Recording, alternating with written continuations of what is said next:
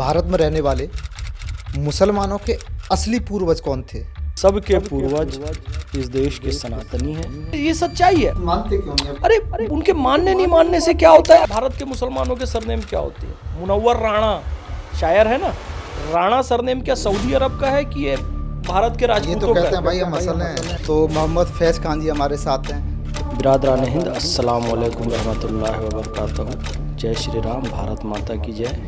एक आध कोई मंत्र सुना दीजिए। माता की स्तुति है। ऐ गिरि नंदिनी नंदित मेदिनी विश्व विनोदिनी नंदनुते गिरिवर विंध्य शिरोधिनी वासिनी विष्णु विलासिनी जिष्णुनुते भगवती है शितिकंठ कुटुंबिनी भूरि कृते जय जय हे महिषासुर मर्दनी रम्य कपर्दिनी शैल सुते। क्योंकि मुगल क्या हैं, क्यों उनको भारत में इतना आज भी कंटरपत्ति लोग सम्मान देते हैं? असल में इनके पूर्वज जो थे वो मंगोल थे। मंगोल मुसलमान नहीं थे, तो वो कभी नहीं नहाते थे। तो मंगोलों के आने से पहले उनकी बदबू आती थी 1-2 किलोमीटर पहले से। एक एक्ट्रेस है हमारे यहाँ की, उसने अपने बेटे का नाम तैमूर रखा। तैमूर मंगोल है। अरे भाई, तैमूर आता था, उसके पहले तैमूर की बदबू आती। आपके हिसाब से करीब कितने मंदिर तोड़े गए होंगे? मोटा मोटा कहते हैं कि 5000 मंदिर तोड़े।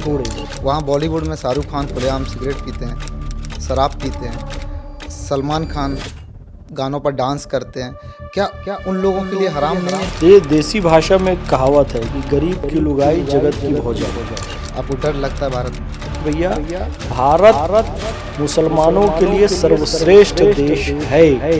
असल इस्लाम क्या है? जी, ये तो लोग आतंकवादी है, बम बांध के कहीं पर भी कूद जाते हैं। उस जगह मौलाना या फिर जो भी हलाला के लिए किसी की पत्नी को लेता है तो वापस नहीं करते हैं, लड़ाई दंगा हो जाता है। आप कुछ बदमाश किस्म के लोगों ने इसको धंधा बना लिया है। फिर से शादी करनी है तो पत्नी का हलाला करना पड़ेगा। हूर बड़ी सुंदर होती है, क्यों मुसलमान हूरों के लिए बम से फट जाते हैं? हूर जन्नत में है, और जन्नत कहाँ है? माँ के कदमों में है। यानी कि सारी हूर कहाँ है? माँ के कदमों में। फैज खान जी, आप चाहते हैं कि भारत एक हिंदू राष्ट्र बने? भारत हिंदू राष्ट्र बने नहीं, भारत हिंदू राष्ट्र है। कुछ मुसलमान हैं जो वंदे मातरम और भारत माता की जैसे भी गुरेज कर औरंगजेब को महान बता रहे हैं इसी भारत देश में रह के।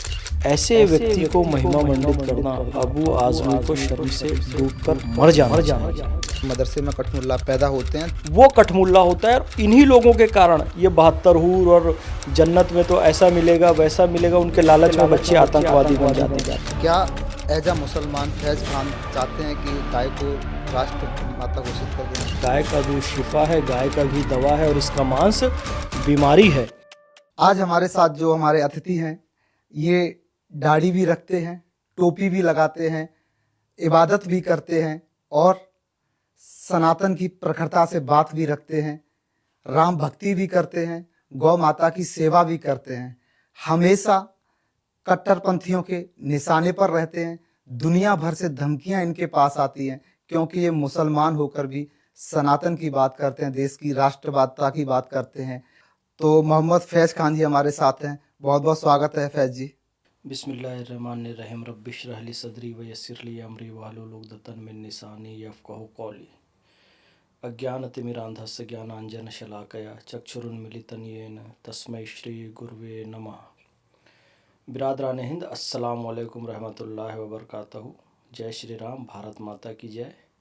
संदीप भाई, आपने इस पॉडकास्ट में मुझे बुलाया, बहुत खुशी हो रही है कि आपने मुझे इस लायक समझा।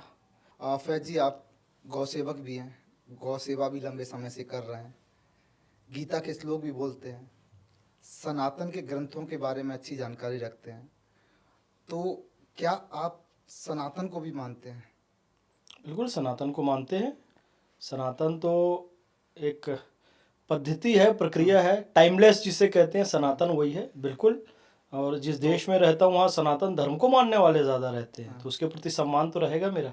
तो सनातन के किस ग्रंथ में आप ज़्यादा विश्वास रखते हैं? मैं सनातन के सभी ग्रंथों का अध्ययन करता हूँ। मैंने गीता का भी अध्ययन किया, रामचरितमानस भी पढ़ी और साधु संतों का सत्संग भी खूब किया है। सभी मुझे अच्छा लगता है। फैज भाई, दो चार कुछ एक आध कोई मंत्र सुना दीजिए। मंत्र ज़रूर। देखिए, एक बात है इस्लाम में, अल-हिकमतु ज़ालतुल मोमिन फ़हसो वज़दाहा अहक्को बिहा। यानी कि दुनिया में जहाँ भी ज्ञान मिले, अपना ही खोया हुआ ज्ञान समझकर उसे निसंकोच हासिल करना हर मुसलमान का हक है। तो यदि हम सनातन के मंत्र श्लोक और गीता के श्लोक आपको सुनाएंगे रामचरितमानस, तो वो तो हमारा ही खोया हुआ ज्ञान है, हमें मिला निसंकोच ग्रहण करने में कुछ नहीं है। माता की स्तुति है, ऐ गिरि नंदिनी नंदित मेदिनी विश्व विनोदिनी नंदनुते, गिरिवर विंध्य शिरोधि निवासिनी विष्णु विलासिनी जिष्णुनुते, भगवती है शितिकंठ कुटुंबिनी भूरि कृते, जय जय हे महिषासुर मर्दनी रम्य कपर्दिनी शैल सुते। शिव जी की स्तुति रावण ने भी की। रावण रचित शिव तांडव स्रोत, जटाटवी गलत जल प्रवाह पावित स्थले, गलेव लंबे लंबितां भुजंग तुंग मालिकां डमड डमड डमड डमड निनाद वड्डमर्वयं, चकार चंड तांडवं तनोतु नः शिवः शिवं, जटाकटाह संभ्रम भ्रमण निलिंप निर्झरी, विलोल वीचि वल्लरी, विराजमान मूर्धनि, धगत धगत धगत ज्वल ललाट पट्ट पावके, किशोर चंद्रशेखरे रति प्रतीक्षणं मम। अब राम जी ने नमामि शमीशान निर्वाण रूपम विभुम व्यापकम ब्रह्म वेदा स्वरूपम। तो ये राम जी ने स्तुति की शिव जी की। रामचरितमानस की जो सबसे प्रसिद्ध पंक्तियां हैं, सिया राम मैं सब जग जानी, करहूँ प्रणाम जोरी जुग पानी, संत हृदय नवनीत समाना, कहा कबिन परि कही न जाना, निज परिताप द्रवई नवनीता, पर दुख द्रवही संत सुपुनीता। इसके अलावा महामृत्युंजय मंत्र, जो कि हमने इसका प्रयोग भी किया था, हमारा एक सनातनी मित्र जब मतलब आप मुसलमान होके आप महामृत्युंजय जाप भी करते हैं? उसमें क्या भाई, सारा ज्ञान ही तो ज्ञान है, ज्ञान तो जहां से हासिल कर लो अच्छी बात है। मोहम्मद फैज खान में कहाँ से ये विवेक बुद्धि आई कि सनातन को इतनी करीबी से पढ़ा? ये प्रारब्ध है, ये ईश्वर देने वाला है, ये अल्लाह देने वाला है। जब तक कि उसकी कृपा नहीं होती, जिसको सनातन में कहा जाता है वसुदेव सुतम देवम कंस चाणूर मर्दनम देवकी परमानंदम कृष्णम वंदे जगत गुरुम, यानी जो जगत गुरु है, सबका गुरु है, सबका मालिक है, वो ईश्वर, वो अल्लाह, वो भगवान, उसकी कृपा होती है तभी ये संभव हो सकता है। क्योंकि कुरान शरीफ में भी एक बात है, औज़ुबिल्लाहि मिनश्शैतानिर्रजीम बिस्मिल्लाहिर्रहमानिर्रहीम, अर्रहमान अल्लमल कुरान खल्क़ल इंसान अल्लमहुल बयान, यानी कि वो अल्लाह है जिसने हमें कुरान शरीफ दी, हमें बोलना सिखाया, बड़ा कृपालु और दयालु है। अर्रहमान अल्लमल कुरान खल्क़ल इंसान अल्लमहुल बयान, अश्शम्सु वल कमरु बिहुस्बान वन नज्मु वश्शजरु यस्जुदान वस्समा रफ़अहा वदल मीज़ान अल्ला ततगौ फ़िल मीज़ान वक़ीमुल वज़न बिल क़िस्ति वला तुक़सिरुल मीज़ान वल अर्दा वदहालिल अनाम फ़ीहा फ़ाक़िहतुन वन नख़्लु ज़ातुल अक़माम वल हब्बुल अस्फ़ी वर रेहान फ़बिअय्यि आलाइ रब्बिकुमा तुकज़्ज़िबान। इसको संस्कृत में समझें तो ओम देव शांति, अंतरिक्ष शांति, पृथ्वी शांति, रापः शांति, रौषधयः शांति, वनस्पतयः शांति, विश्वदेव शांति, ब्रह्मा शांति, सर्वम शांति, शांतिरेव शांति, सामः शांतिरेधि, ओम शांति शांति शांति। कुछ लोग कुरान की अरबी भी नहीं समझ पा रहे, कुछ लोग संस्कृत भी नहीं समझ पा रहे, तो बहुत सरल भाषा में इसका मतलब ये होता है कि जिसने सूरज चांद बनाया, जिसने तारों को चमकाया, जिसने चिड़ियों को चहकाया, जिसने फूलों को महकाया, जिसने सारा जगत बनाया, हम उस ईश्वर के गुण गाएं, उसे प्रेम से शीश नवाएं। सबकी भावना यही है। फैज जी, आपको ऐसा क्या लगा कि संस्कृत आपको इतनी अच्छी लगी कि संस्कृत का पूरा अध्ययन आपने किया, संस्कृत बड़े अच्छे तरीके से आप बोल रहे हैं, तो इसके पीछे संस्कृत में ऐसा आपको क्या लगा कि संस्कृत के इतने करीब आप गए? देखिए, संस्कृत तो हमारे देश की मूल भाषा है। आप दक्षिण भारत चले जाइए, तमिल, कर्नाटक, कन्नड़ भाषा, और दक्षिण की मलयालम, और सारी भाषाएं, और फिर महाराष्ट्र में मराठी चले जाइए, फिर हिंदी तो है ही। इन सब भाषाओं की जो जननी है वो संस्कृत है, तो संस्कृत से जुड़ना स्वाभाविक है। हमारे जो आक्रांताओं के बारे में पढ़ाया गया वो गलत बताया गया।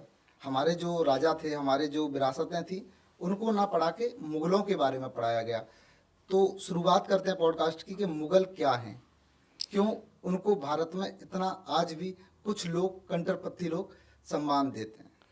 अब आपके प्रश्न पे आते हैं कि औरंगज़ेब या बाबर, इन लोगों को क्यों महिमा मंडित किया गया, हमारे जो नायक हैं उनको क्यों नहीं दिखाया गया। देखिए क्या होता है ना, एक लॉबी चल रही है हमारे देश में।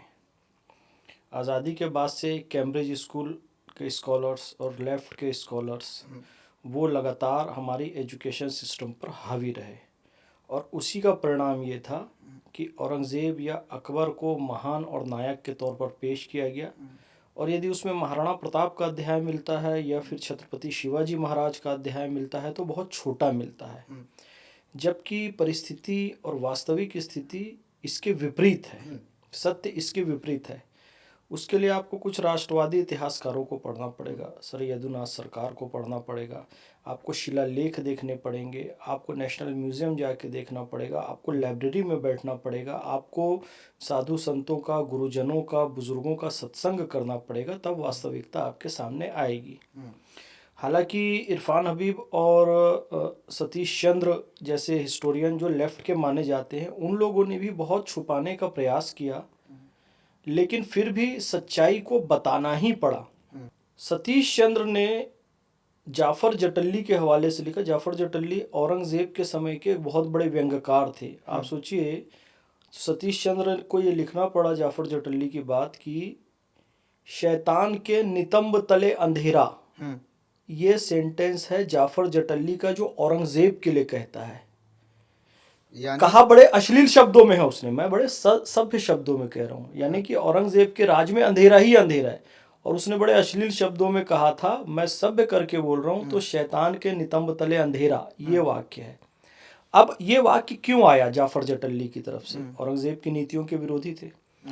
औरंगजेब ने संगीत पर प्रतिबंध लगा दिया, बहुत सारे ऐसे काम किए, संगीत पर प्रतिबंध लगा दिया। आप उसकी चरम सीमा में बता रहा हूँ।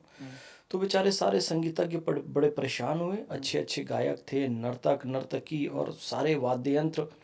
तो उन्होंने क्या किया कि अपने सारे वाद्य यंत्रों को लेकर उसकी काठी बनाई, अर्थी जिसे कहते हैं, कि विरोध प्रदर्शन करेंगे औरंगजेब के खिलाफ। तो वो लोग जामा मस्जिद में पहुंचे और काठी में अपने सारे वाद्य यंत्र, तबला, ढोलक और सारंगी, जो तमाम होता है, संगीतज्ञ पहुंचे। और औरंगजेब नमाज पढ़ के जामा मस्जिद से निकल रहा था। देखा कि भाई ये लोग कौन है, क्या है, तो लोग रोने लगे। कहे बोले क्यों रो रहे हो? कहे जी हमारा संगीत मर गया है, हमारे संगीत की हत्या हो गई है और हम इसको दफनाने ले जा रहे हैं। तो औरंगजेब ने कहा आप अपने संगीत को दफनाने ले जा रहे हैं? अच्छा मेरी एक बात सुन लो। तो लोगों को बड़ी उम्मीद जागी, शायद हमारे विरोध प्रदर्शन का असर हुआ, कुछ रियायत देगा। तो औरंगजेब ये कहता है, देखो संगीत को दफनाने ले जा रहे हो ना, कब्र जरा गहरी खोदना, ये वापस निकल कर ना आ जाए। यानी इतना कट्टरपंथी था वो। यानी पता होने के बावजूद फिर कह रहे थे दोबारा। हाँ, मतलब दोबारा कह रहा है कि हाँ, कि उसको गहराई से दबाना, ये संगीत वापस ना आ जाए। मतलब संगीत से इतनी नफरत क्यों इतनी नफरत थी। तो जाफर जटल्ली को ये लिखना पड़ा कि शैतान के नितंब तले अंधेरा। अच्छा इतना ही नहीं, औरंगजेब और बाबर की क्रूरता की बहुत सारी कहानियां हैं, उसके पीछे कारण है। असल में इनके पूर्वज जो थे वो मंगोल थे। मंगोल मुसलमान नहीं थे। चंगेज खां हो, हलाकू हो, ये लोग मुसलमान नहीं थे। और ये क्रूर इतने थे। और थे कौन ये फिर? मैं बता रहा हूँ आपको, ये आदिम धर्म को मानने वाले थे, यानी मानववाद, टोटमवाद, फिटिशवाद। कई लोग कहते हैं कि बौद्ध थे मंगोल। मैं बौद्ध भी नहीं मानता, क्योंकि कोई गौतम बुद्ध का अनुयायी ऐसा नहीं हो सकता कि जीवन में कभी ना नहाए। जीवन में मतलब कभी, वो कभी नहीं नहाते थे। और इरफान हबीब ने इनडायरेक्टली इस बात को लिखने की कोशिश की। हजरत अमीर खुसरो को एक मंगोल ने अरेस्ट कर लिया था। तो मंगोल ने अरेस्ट किया तो वो अपने घोड़े पर बैठा था और हजरत अमीर खुसरो को पीछे बांध कर ये लोग ले जा रहे थे। तो हजरत अमीर खुसरो कहते हैं कि इतनी सड़ी बदबू आ रही थी उसके शरीर से कि ऐसा लग रहा था उल्टी हो जाएगी। इरफान हबीब की बुक में लिखा हुआ है। अच्छा, हाँ, लेकिन जब वो आगे गए, वो मंगोल और उसका घोड़ा दोनों एक सरोवर में पानी पीते हैं और पानी पीते ही साथ मर जाते हैं। तो हजरत अमीर खुसरो की जान वहाँ पर बच जाती है। तो वो कभी नहीं नहाते थे। और मैंने डॉक्टर राजीव श्रीवास्तव जी से भी बात की, जो बनारस हिंदू विश्वविद्यालय के बड़े प्रोफेसर हैं इतिहास विभाग के। उन्होंने कहा कि मंगोल आते थे ना, तो मंगोलों के आने से पहले उनकी बदबू आती थी 1-2 किलोमीटर पहले से। मतलब पता चल जाता था कि आ रहे हैं, वो आ रहे हैं, बदबू आती थी। अब मैं, एक एक्ट्रेस है हमारे यहाँ की, उसने अपने बेटे का नाम तैमूर रखा। तैमूर मंगोल है कि जी तैमूर, कहती है वो कॉन्कर वॉरियर। अरे भाई, तैमूर आता था, उसके पहले तैमूर की बदबू आती थी। तैमूर नाम रखना कोई गर्व की बात नहीं है। ये तो नाम रख लिया, आराम से घुमा रहे हैं बच्चे को, कोई नाम हमारे बच्चे का तैमूर है, बड़े खुश उनको हो रहे हैं। सच्चाई नहीं पता है ना, ये सच्चाई नहीं पता है कि तैमूर आएगा, उसके पहले उसके शरीर की बदबू आएगी। क्या आप अपने बच्चे का नाम ऐसे रखोगे? नहीं रख सकते। बहरहाल उसने रख दिया। ये लोग किसी की हत्या करते थे तो पहले हत्या करने के बाद उसका खून पीते थे। ये काम कोई बौद्ध भी नहीं कर सकता, कोई मुसलमान भी नहीं कर सकता, कभी भी नहीं कर सकता। तो ये क्रूरता का अंश जो है ना इनके वंशज मुगलों में भी आया, क्योंकि देखो ये लोग जब विश्व विजय करने के उद्देश्य से निकले, चंगेज खां हलाकू ये लोग उज्बेकिस्तान गए तो वहाँ की महिलाओं के साथ अनाचार किया, अत्याचार किया। तो वहाँ पर उन्हीं संतानों में एक संतान बाबर हुई। तो बाबर फरगना से यहाँ पर आया था। वो क्रूर वंश परंपरा मंगोलों की मुगलों में भी आई, क्योंकि बाद में इन्होंने इस्लाम धर्म भी स्वीकार कर लिया था। तो होता यह है कि औरंगजेब वो क्रूरता जारी रखता है अपने भाई दारा शिकोह को, चूंकि वो उपनिषद का मानने वाला था। दारा शिकोह उपनिषद का उसने फारसी में अनुवाद किया था। उसको नग्न करके नग्न हाथी की पीठ पर पूरे दिल्ली के बाजार में घुमाता है, उसकी हत्या कर देता है। सूफी सरमद हुए, वो दिगंबर मुनि थे, नागावेश में रहते थे, औरंगजेब के विरोधी थे, रहस्यवाद को बड़े मानने वाले थे। बिन पद चले सुने बिनु काना, कर बिन करम करे विधि नाना, आनंद रहित सकल रस भोगी, बिनु बानी बक्ता बड़ जोगी। तो उन्होंने उनकी हत्या कर दी सूफी सरमद की। जामा मस्जिद की सीढ़ियों पर उनके सिर को अलग कर दिया। आज भी आप जामा मस्जिद जाएं, उसके पूर्वी द्वार पर आप देखेंगे, दिल्ली वाले, हाँ दिल्ली की जामा मस्जिद, बिल्कुल। आप लाल किला जाओ, लाल किले के सामने जामा मस्जिद, पूर्वी द्वार से चढ़ना, जो कि लाल किले के सामने जो गेट है ना, वहां से चढ़ना आप जामा मस्जिद, तो आपको राइट हैंड में जो है सूफी सरमद की मजार मिलेगी। औरंगजेब ने कत्ल किया था, 4 साहबजादों का कत्ल किया। शीशगंज गुरुद्वारा क्या है दिल्ली में चांदनी चौक में, वहां गुरु तेग बहादुर जी का शीश धड़ से अलग किया गया था, इसलिए वो शीशगंज गुरुद्वारा है। मथुरा के भगवान श्री कृष्ण के मंदिर से एक बड़ी ज्वाला उठती थी, ज्योति जलती थी, वो आगरा दिल्ली तक पहुंचती थी। वो देखकर वो मंदिर तोड़ने आ गया। उसने केशव राय मंदिर तोड़ा ही तोड़ा, साथ ही साथ काशी विश्वनाथ का मंदिर तोड़ा। अभी भी आप जाएंगे तो जो मुख्य मंदिर है, नंदी का मुख चूंकि शिवलिंग की तरफ होता है, तो आप देखेंगे उसने मंदिर तोड़कर जो मस्जिद बनाई, जिसे ज्ञानवापी मस्जिद कहते हैं, नंदी का जो ओरिजिनल नंदी है पुराना, उसका मुख उस तरफ है। तो ये सारी उसकी क्रूरता की कहानी है। और चूंकि ये, फिर से कह रहा हूँ, मंगोलों के ही वंशज है मुगल, इसलिए ये सारी हरकतें इनकी जारी रही। लेफ्ट के हिस्टोरियन अपने एजेंडे के तहत इन्हें हीरो बनाकर बताते हैं, जबकि ये वास्तविक हीरो नहीं थे। आप एक मुसलमान हैं, अब जब टूटने की बात हो रही है, मंदिरों की बात हो रही है, 3 तो जग जाहिर हैं और तमाम बड़े आंकड़े हैं। आपके हिसाब से, एक मुसलमान के हिसाब से, आप सारी चीज़ों को देखते हैं, बड़ा अध्ययन रखते हैं, आपके हिसाब से करीब कितने मंदिर तोड़े गए होंगे? देखो, जो अध्ययन सामने आता है और हमने कई जगह पढ़ा भी है, एग्जैक्ट आंकड़ा तो नहीं निकाल सकते। मोटा मोटा कहते हैं कि जी 5000 मंदिर तोड़े गए, छोटे बड़े सब मिला के। अब मैं ये कहता हूँ कि 5000 नहीं तोड़े गए होंगे, 1000 तो, अगर 5000 बोल रहे हैं तो चलो बढ़ा के बता रहे करें, 1000 तो तोड़े गए होंगे। 1000 मंदिर भी तोड़े गए तो ये कोई छोटा आंकड़ा नहीं होता है। तो हमारा ये कहना है, एक समझदार मुस्लिम होने के नाते, एक देशभक्त मुस्लिम होने के नाते, एक सद्भावना वाला मुस्लिम होने के नाते, कि 5000 मंदिर तोड़े गए तो कम से कम 3 स्थान मुसलमानों को स्वेच्छा से दे देने चाहिए। अब एक तो कोर्ट केस लड़ कर लिया गया, उसमें कोई सद्भावना वाली बात थी नहीं, क्योंकि कोर्ट केस लड़ना पड़ा। कम से कम जो काशी विश्वनाथ का मंदिर है और जो मथुरा का श्री कृष्ण जन्मभूमि का मंदिर है, वो आपस में बैठकर समझ बूझ से वो दे देने चाहिए, जिससे कि बाकी समस्या का समाधान हो जाए। क्योंकि देखिए, मोहन भागवत जी ने एक स्टेटमेंट दे दिया कि हर जगह में आप शिवलिंग ना तलाशिए। तो ये उनका एक सकारात्मक स्टेटमेंट है। समझना चाहिए कि वो भी शांति चाहते हैं, तो मुसलमानों को भी कुछ कदम आगे बढ़ाना चाहिए। श्री कृष्ण जी ने कहा, और दिनकर जी ने अपनी रचना में उसे लिखा भी, कि 2 न्याय अगर तो आधा दो, और उसमें भी यदि बाधा हो तो दे दो केवल 5 ग्राम, रखो अपनी धरती तमाम। तो सनातनी भाइयों का यही कहना है, 2 न्याय अगर तो आधा दो, और उसमें भी यदि बाधा हो तो दे दो केवल 3 धाम, रखो अपनी मस्जिद तमाम। और मुसलमान होने के नाते पूछ रहे हैं, तो इस्लाम भी ये कहता है, किसी की कब्जा की हुई जमीन, बला जबरन ली गई जमीन, इस पर डिस्प्यूटेड जमीन, उस पर नमाज और मस्जिद नहीं हो सकती। इस्लाम में तो ये सब हराम है, और फिर अगर ये जो कब्जा कर लेते हैं, जो अतिक्रमण कर लेते हैं, तो ये कैसे कर लेते हैं? ये हराम की श्रेणी में नहीं आता है? इस्लाम में शराब हराम है, इस्लाम में वैश्यवृत्ति हराम है, इस्लाम में ब्याज खाना हराम है। और ब्याज का तो ये है, ब्याज के खिलाफ तो जंग करने का हुक्म आया है, जिहाद करने का हुक्म आया है, फिर भी कई मुसलमान आपको ऐसे मिल जाएंगे जो कि ब्याज का काम कर रहे हैं, जो शराब पी रहे हैं, जो वैश्यवृत्ति कर रहे हैं। उसी तरीके से कुछ आक्रांता जो हैं उन्होंने इस्लाम को बदनाम करने का काम किया। किसी की इबादत गाह को तोड़कर वहाँ पर मस्जिद बनाई गई। मैं पहले कह रहा हूँ ना, लेफ्ट के हिस्टोरियन को पढ़ोगे सच्चाई नहीं पता चलेगी। आप जाके शिलालेख पढ़ो, आप जाएंगे जब कुतुब मीनार जाकर आप देखेंगे तो वहाँ पर कुव्वतुल इस्लाम मस्जिद का ढांचा है, उसमें लिखा हुआ है वहाँ पर कि कितनी जैन मंदिरों को तोड़कर और मूर्तियों को तोड़कर उसको मस्जिद की सीढ़ियों में डाला गया। तो ये धर्म नहीं सिखाता है, ये गलत है। अच्छा फैज भाई, एक चीज़ मैं पूछूंगा, अगर एक मुजफ्फरनगर का कोई नॉर्मल मुसलमान कुछ कर देता है, जैसे कि फतवा जारी हो जाता है, जैसे कि हराम क्या है, हराम श्रृंगार करना हराम है, हाँ, सिगरेट पीना हराम है, मतलब मुजफ्फरनगर का कोई एक साधारण मुसलमान कर देता है तो उसके लिए ये सब कुछ हराम है और बड़ी फजीयत उसके साथ हो जाती है।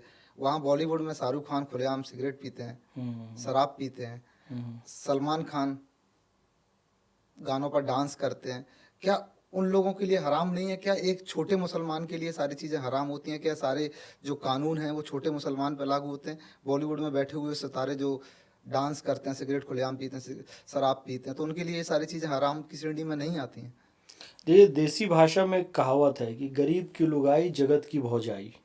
अच्छा, तो गरीब के साथ यही मतलब होता इन है। पे वो शरीयत वाला कानून और कोई कानून लागू नहीं होता है? कानून तो सबके लिए समान है। कहते हैं कि एक ही सफ में खड़े हो गए महमूद और अयाज, ना कोई बंदा रहा ना कोई बंदा नवाज। यानी कि एक सेठ भी यदि बाद में आ रहा है तो उसे मस्जिद में पीछे खड़े होना पड़ेगा, और उसका दास, उसका नौकर भी अगर पहले आ गया है तो वो सामने खड़े होगा। मूल इस्लाम में किसी के साथ कोई भेदभाव नहीं है। लेकिन आप जो कह रहे हैं ना कि शाहरुख खान कुछ भी कर ले, सलमान खान कुछ भी कर ले, तो उसे कोई रोकने टोकने वाला नहीं है। एक जो मुजफ्फरनगर का या मुजफ्फरपुर का या संभल का कोई मुसलमान होगा, गरीब मुसलमान होगा, तो बिल्कुल उस पे सारे नियम कायदे कानून लागू कर दिए जाते हैं, ऐसा होता है।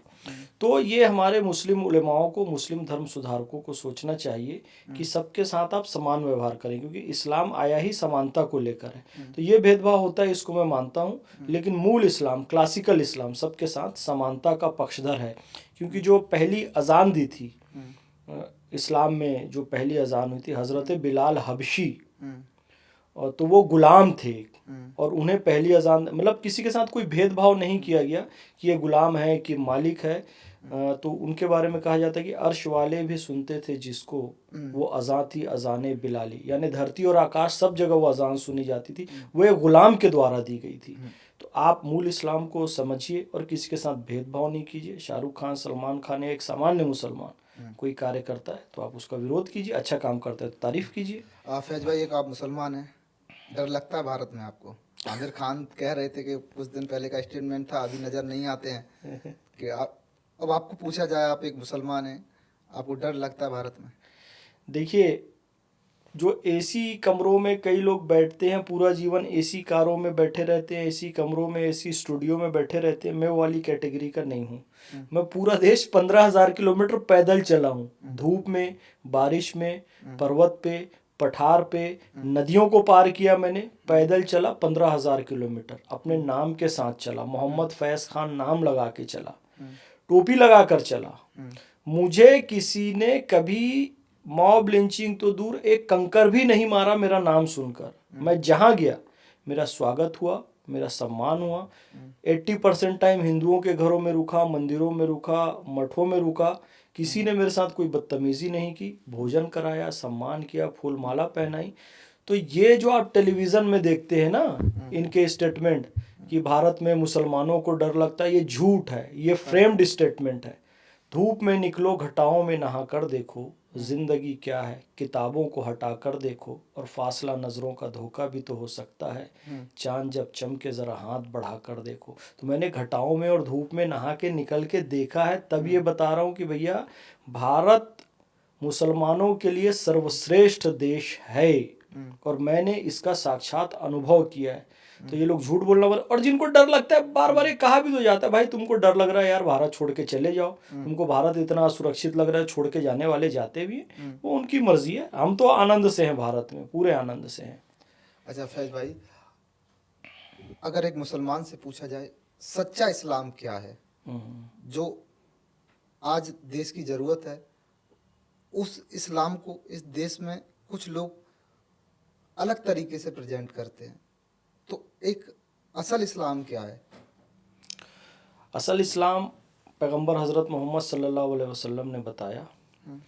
उन्होंने कहा कि वह शख्स मुसलमान हो ही नहीं सकता, वह शख्स मुसलमान हो ही नहीं सकता, वह शख्स मुसलमान हो ही नहीं सकता जिसकी हरकतों से उसका पड़ोसी महफूज ना हो। यानी कि वो बिल्कुल मुसलमान नहीं हो सकता जिससे उसका पड़ोसी परेशान है। यानी कि यदि वो सबको लेकर चलता है, सबके साथ समान व्यवहार करता है, तो वही सच्चा मुसलमान है और सच्चा इस्लाम को मानने वाला है। भेदभाव करने वाला मुसलमान नहीं हो सकता। तो ये आप देखे होंगे रिलीजन ऑफ पीस कहा जाता है इस्लाम को, और उसका मजाक उड़ता है। क्यों उड़ता है? क्योंकि इस्लाम की जो शिक्षा है उसको मुसलमानों ने समझा ही नहीं और रिलीजन ऑफ पीस बना दिया। यानी कि पीस टुकड़े टुकड़े वाला, कहते हैं जी ये तो लोग आतंकवादी है, बम बांध के कहीं पर भी कूद जाते हैं। लेकिन मुसलमानों को चाहिए कि यदि शांति का मजहब है तो शांति दूत मजाक की चीज ना बने। शांति दूत को लोग गंभीरता से ले, यानी कि कहीं अल्लाह अकबर कहा जाए तो लोगों को सुकून और शांति और सुरक्षा का भाव आना चाहिए, ना कि भय का वातावरण आना चाहिए। लेकिन अभी क्या हो रहा है, आतंकवादियों ने अल्लाह अकबर जैसे पवित्र नारे का नाम लिया, आतंकवाद फैला रहे, बम फोड़ रहे हैं। तो सही इस्लाम जो है, पहले अपने पड़ोसी को पूछो उसने खाना खाया है कि नहीं, फिर खाना खाओ। रास्ते पर कांटा पड़ा है तो इस्लाम कहता है वहां से कोई मुसलमान नहीं गुजरा इसलिए कांटा पड़ा है। यदि मुसलमान होगा तो रास्ते का कांटा हटाएगा। तो ये इस्लाम है सही कंटेक्स्ट में। भारत में रहने वाले मुसलमानों के असली पूर्वज कौन थे? भारत में रहने वालों के असली पूर्वज कौन थे, इससे पहले मैं आपको बता दूं कि भारत में रहने वाले मुसलमानों के पूर्वज कौन नहीं थे। कई लोग अपने आप को सऊदी अरब से या तुर्की से कनेक्ट करने की कोशिश करते हैं, ईरान इराक से भी कनेक्ट करने की कोशिश करते हैं।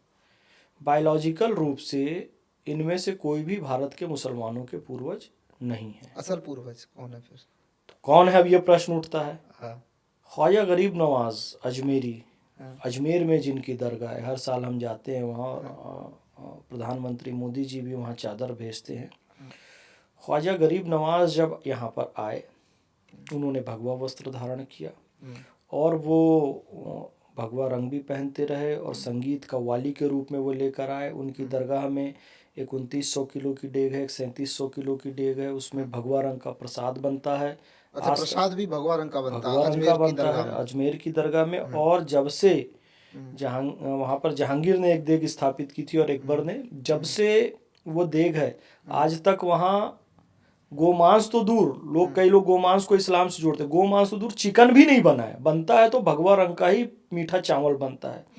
ख्वाजा गरीब नवाज के हाथों ऐसा लिखा है विभिन्न स्थानों पर कि लगभग 90 लाख लोगों ने इस्लाम कबूल किया। 90 लाख लोगों ने जो इस्लाम कबूल किया, उन्हीं के वंशज आज 40 करोड़ हैं पूरे इस भारतीय उपमहाद्वीप में, यानी भारत, पाकिस्तान और बांग्लादेश को मिलाकर। तो भाई जो हिंदू मुसलमान बन गए, बन तो गए, लेकिन बाप तो उनके सनातनी थे। यानी इसको सरल भाषा में आप समझें कि भाई अमर अकबर एंथोनी अमर मंदिर जा रहा है, ठीक है, अकबर मस्जिद जा रहा है, वो भी ठीक है, एंथोनी चर्च जा रहा है, वो भी ठीक है, भारतीय संविधान भी इसकी इजाजत देता है। लेकिन इन तीनों के पिता माता दोनों तो सनातनी है ना। यही भारत की कहानी है। मतलब असली पूर्वज सनातनी है, ये सच्चाई है। तो मानते क्यों नहीं अभी? अरे उनके मानने नहीं मानने से क्या होता है, आप देखो, प्रत्यक्ष प्रमाण है। भारत के मुसलमानों के सरनेम क्या होते हैं? भट्ट, भाटी, भटनागर, चतुर्वेदी, कर लिए सब, त्यागी, चौहान, पटेल। आज भी चौहान पटेल सरनेम आपको मिल जाएंगे। भाई आज भाई ये मुनव्वर राणा शायर है ना, राणा सरनेम क्या सऊदी अरब का है कि ये भारत के राजपूतों का है? भाई हम असल हैं। नहीं, राणा कहां से वो आ गया वहां से? राणा सरनेम तो सऊदी अरब का हो ही नहीं सकता। राणा तो विशुद्ध भारतीय सरनेम है, महाराणा प्रताप। तो अब राणा नवेदुल हसन पाकिस्तान का जो बॉलर है, तो राणा भारत का सरनेम है। अब आप ये देखिए वो अपने सलमान बट, अब बट सरनेम क्या होता है, बट भट्ट भटनागर, ये क्या है, ये सब भारत के सरनेम है, पटेल चौहान। तो ये सच्चाई छुप नहीं सकती बनावट के उसूलों से, कि खुशबू आ नहीं सकती कभी कागज के फूलों से। झूठ की राह पे चलने वालों, सच बोल के दिखाओ तो कोई बात बने, और आईना तोड़ने से क्या फायदा, दाग चेहरे के मिटाओ तो कोई बात बने।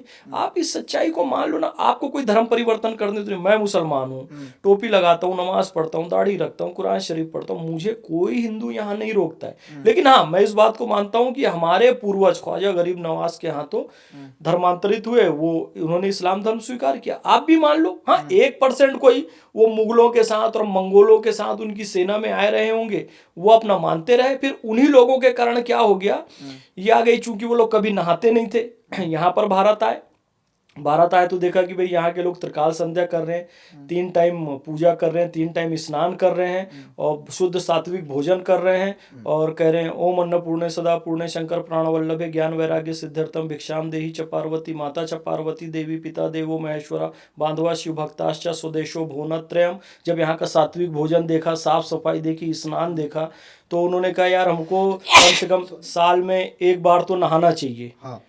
फिर थोड़ा और शर्म आई तो कहे 1 महीने साल मतलब महीने में 1 बार तो नहाना चाहिए।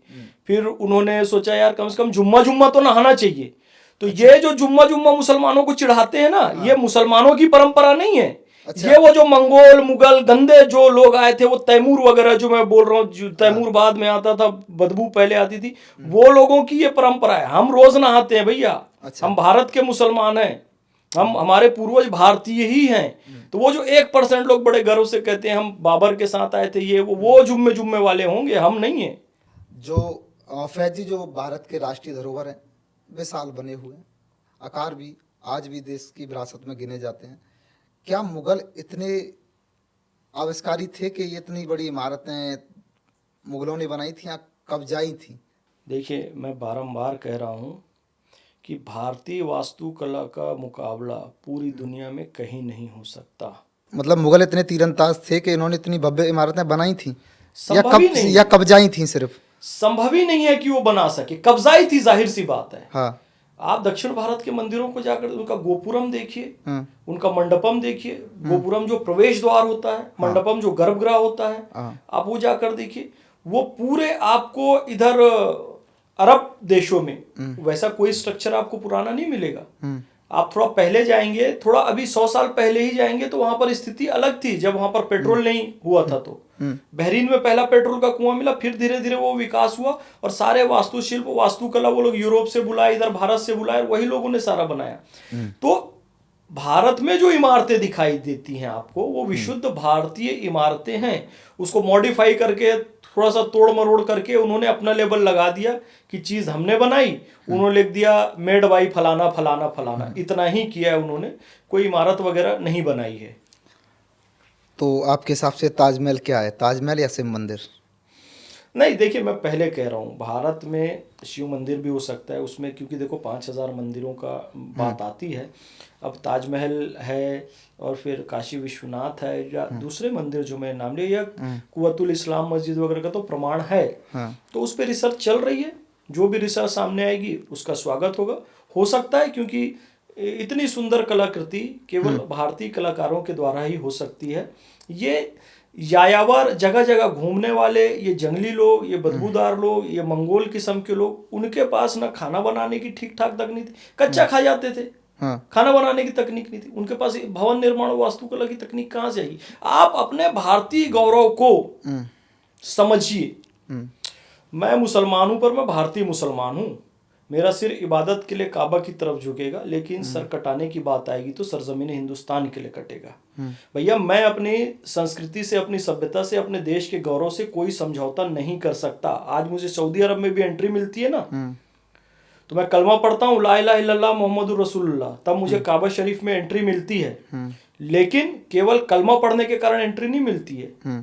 जब भारत का राष्ट्रपति मुझे लिख कर देता है ना कि ये भारत का नागरिक है, और पासपोर्ट में लिख कर देता है और साइन करके देता है, तो मुझे वहां एंट्री मिलती है। यदि मेरे पास वो पासपोर्ट ना हो ना, तो केवल मुसलमान होने के कारण सऊदी गवर्नमेंट मुझे एंट्री नहीं देगी। एंट्री मिलती है भारतीय मुसलमान होने के कारण, जिसमें मुंडक उपनिषद का वाक्य लिखा है, सत्यमेव जयते।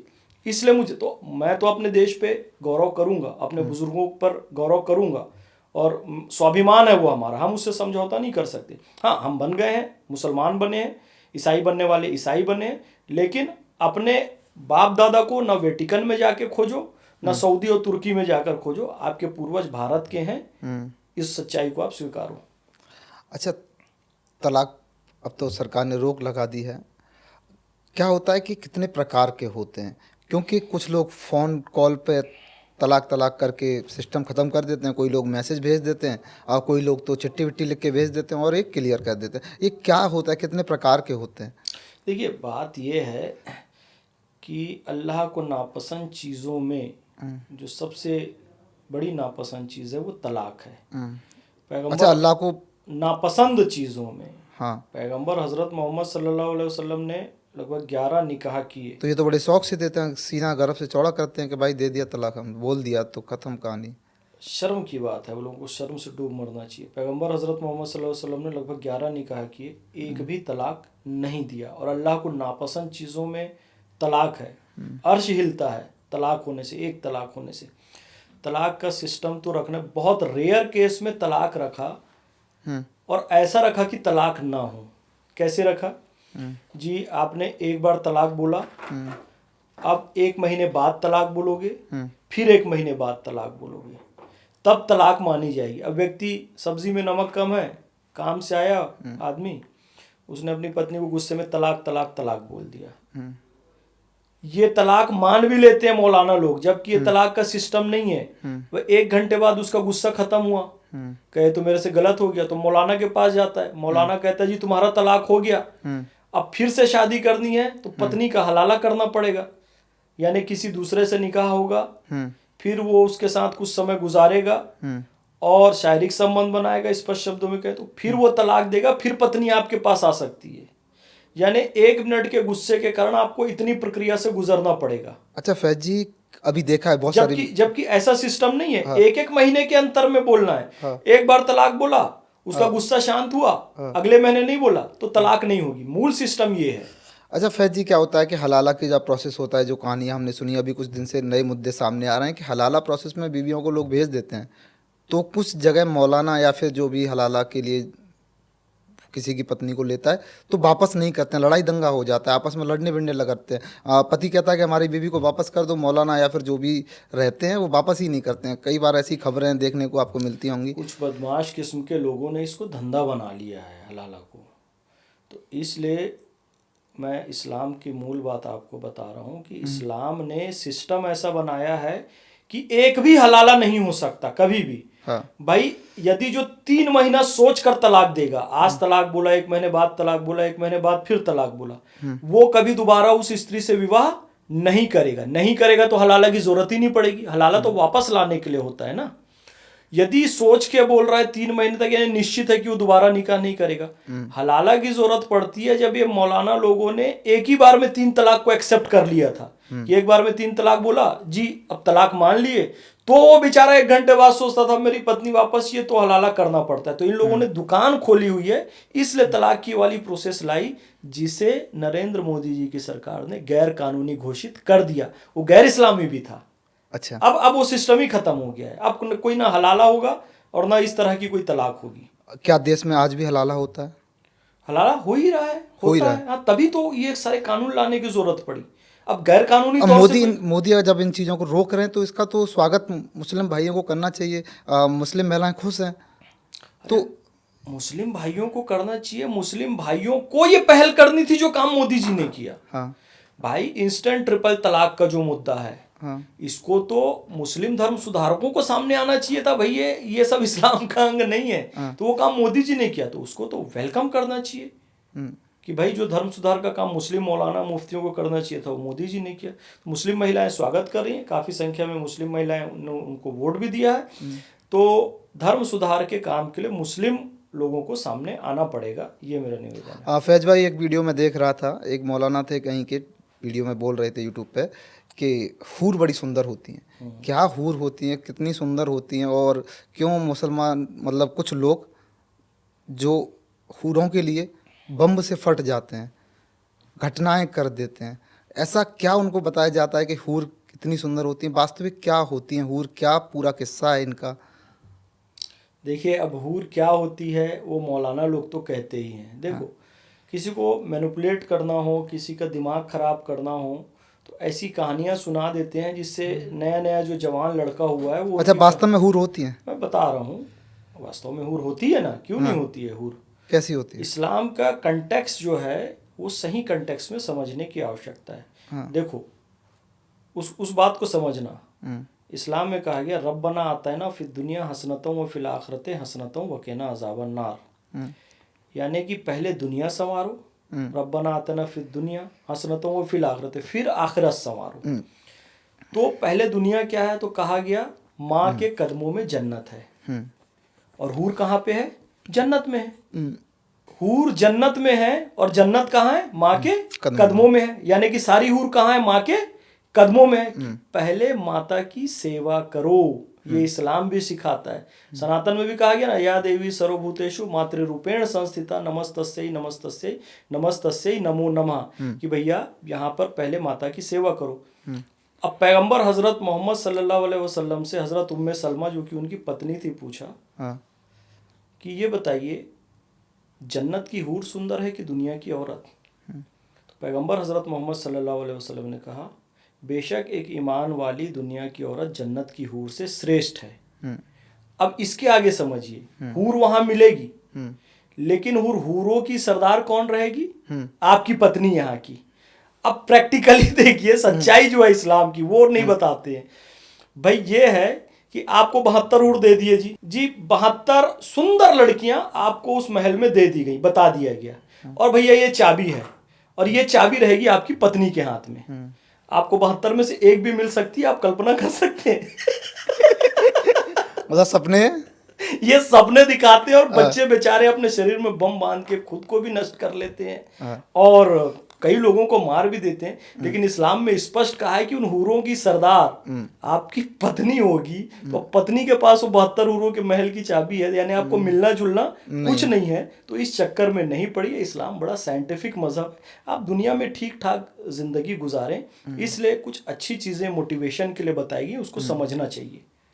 फैज भाई, तरह तरह की बातें चलती हैं। आपके हिसाब से, एक मुस्लिम के हिसाब से, आप देश में इस्लाम का, मुसलमानों का क्या भविष्य देखते हैं भारत देश में? बहुत उज्जवल भविष्य। और भारत के मुसलमान, और जब हम भारत कहते हैं तो भारतीय उपमहाद्वीप कहते हैं। और भारत, पाकिस्तान, बांग्लादेश। अभी पाकिस्तान में देखिए, जाकिर नायक गया, वहाँ के नौजवानों ने उससे ऐसे ऐसे सवाल किए, उसकी बोलती बंद हो गई। जाकिर नायक मानसिक रूप से बिगड़ चुका है अब। अच्छा, खत्म है कहानी? खत्म हो चुका है, क्योंकि उसको लग रहा था पाकिस्तान में उसका बड़ा वेलकम होगा, पाकिस्तान में उसका कार्यक्रम हुआ, लेकिन नौजवानों ने ऐसे ऐसे सवाल किए, उसकी धज्जियां उड़ा दी। और पाकिस्तान से भी कई पॉडकास्ट आ रहे हैं, आप देखिए, बड़े प्रगतिशील किस्म के पॉडकास्ट आ रहे हैं। अच्छा। वहाँ के कई सारे विद्वान बहुत अच्छी अच्छी बातें कह रहे हैं, और ये कह रहे हैं कि भैया हमारी जो मूल संस्कृति थी, क्योंकि हमारी जो प्राचीन सभ्यता ना, हड़प्पा की सभ्यता, जो सप्त सैंधव की सभ्यता, उसमें से मैक्सिमम पार्ट पाकिस्तान में है। हड़प्पा, मोहनजोदड़ो और ये सब पाकिस्तान में है। तो वो लोग भी, तो भारतीय उपमहाद्वीप के मुसलमानों का भविष्य बहुत अच्छा है। प्रज्ञा जाग रही है, ज्ञान जाग रहा है, क्योंकि पैगंबर हजरत मोहम्मद सल्लल्लाहु अलैहि वसल्लम ने जब हीरा की गुफा में ध्यान लगाया था, तो उनके पास पहला शब्द जो आया था अल्लाह की तरफ से, इकरा था। इकरा बिस्मी रब्बिकल लज़ी खलक। इकरा यानी कि पढ़ो, पढ़ो अल्लाह के नाम पर। मुसलमान अब कायदे से पढ़ने लगा है, तो ये मुझे अच्छी बात लग रही है कि भविष्य उज्जवल है। डॉक्टर APJ अब्दुल कलाम हमारे आदर्श हैं। हमारे आदर्श कसाब नहीं हो सकता, कलाम हो सकते हैं, हवलदार अब्दुल हमीद हो सकते हैं, अशफाकुल्ला खान हो सकते हैं, और वो हैं। उज्जवल भविष्य मुसलमानों का। मोहम्मद फैज खान जी, आप चाहते हैं कि भारत एक हिंदू राष्ट्र बने? भारत हिंदू राष्ट्र बने नहीं, भारत हिंदू राष्ट्र है। हमारा देश जो है सहिष्णुता वाला देश नहीं है। सहिष्णुता नकारात्मक अर्थ में है, यानी कि हमें कोई चीज़ पसंद नहीं है पर हम उसे सहन कर रहे हैं। हमारा देश सहनशीलता वाला देश नहीं है, स्वीकार्यता वाला देश है। हमारे देश ने सबको स्वीकार किया। उसका कारण यह है कि ये हिंदू बहुल देश है। राम राज काहू नहीं व्यापा, दैहिक दैविक भौतिक तापा, सब नर करें परस्पर प्रीति, चलहि सुधर्म निरत श्रुति नीति। राम राज ऐसा है जहाँ किसी को कोई कष्ट नहीं होगा। तो इसलिए आप जितने भी लोग यहाँ पर आए, देखिए भारतीयों ने स्वीकार किया, क्योंकि भारत मानसिक रूप से हिंदू राष्ट्र है और हिंदुत्व में स्वीकार्यता का भाव अधिक है। इसलिए पारसी भी आए, हिंद यूनानी आए, पहलव आए, अफगान आए, अपना इब्न बतूता अफ्रीका से आया, वैनसेंग फाहियान इत्सिंग चीन से आए, इन सब का स्वागत, अलबरूनी सऊदी अरब से आए, इन सब का स्वागत भारत में हुआ। यहाँ की संस्कृति में रचे बसे। यहूदियों के साथ जब पूरी दुनिया में अत्याचार हो रहा था, यहूदी आज भी कहते हैं कि हम सुरक्षित थे, तो भारत में थे। वाई?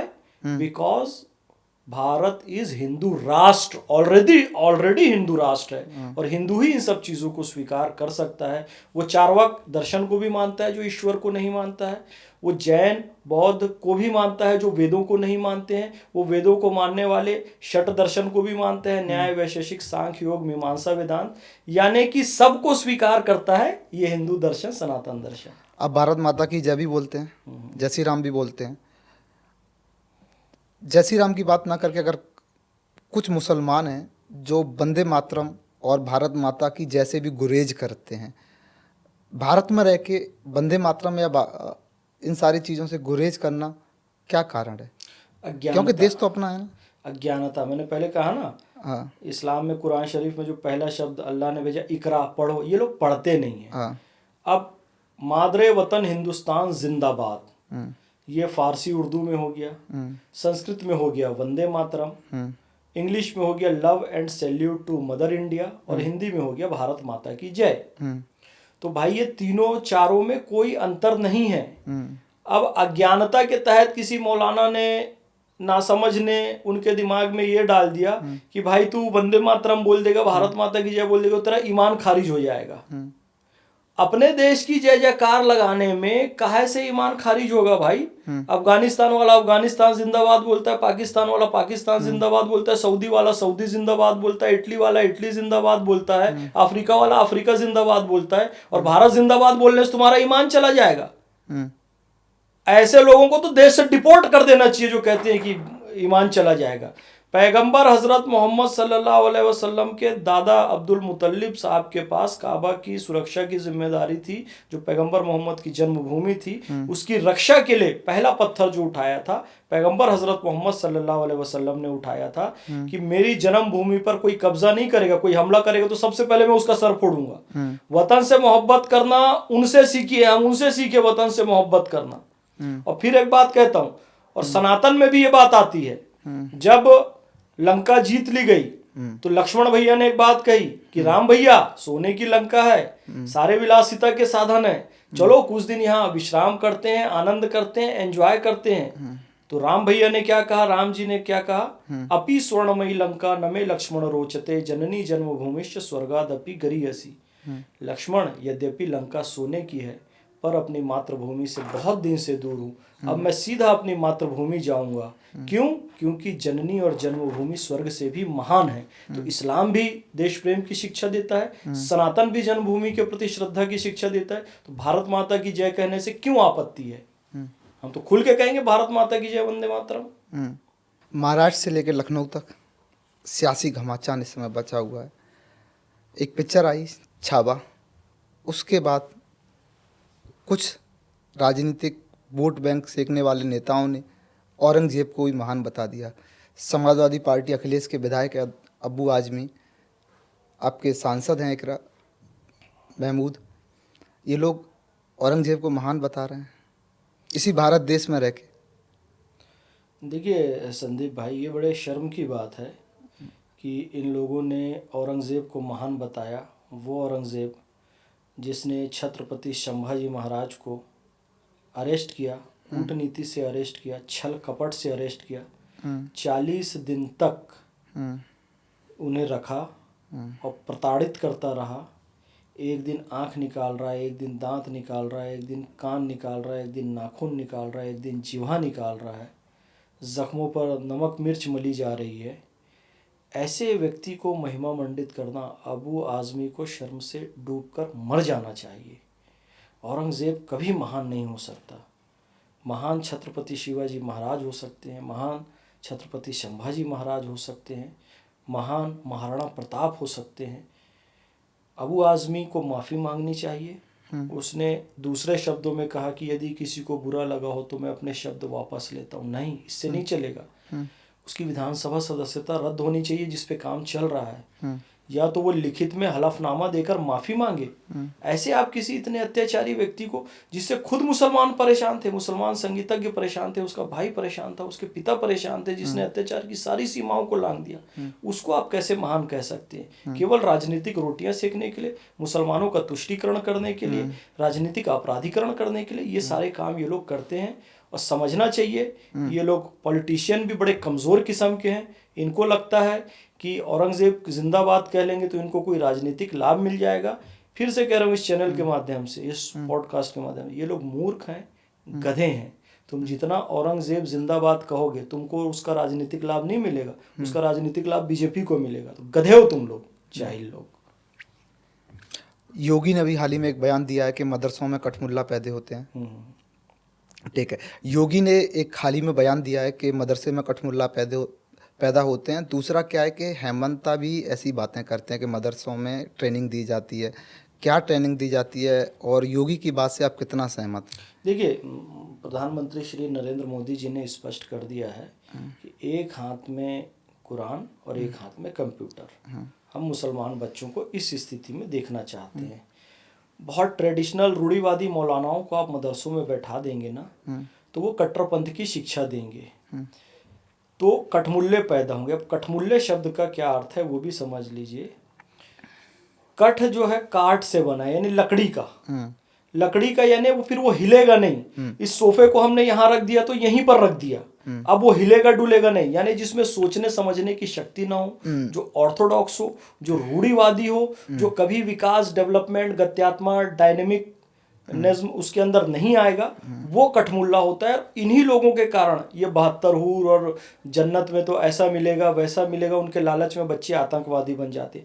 उनका विरोध किया योगी जी ने, और मोदी जी ने स्पष्ट कर दिया कि मदरसों का आधुनिकीकरण होना चाहिए। और फिर मैं सरकार से भी कहता हूँ, जितने भी मदरसा बोर्ड हैं इस देश में, उनमें प्रगतिशील मुस्लिमों को, प्रगतिशील मौलानाओं को, समझदार मौलानाओं को, समझदार मुस्लिमों को लाना चाहिए, उसका चेयरमैन बनाना चाहिए, उसके मेंबर्स बनाना चाहिए, ताकि मदरसे की भी शिक्षा पद्धति आधुनिक हो सके और इस्लाम को सही कंटेक्स्ट में, प्रगतिशील कंटेक्स्ट में दुनिया के सामने लाया जा सके। मदरसों की जांच सही तरीके से होनी चाहिए। क्या मदरसों में खेल होता है?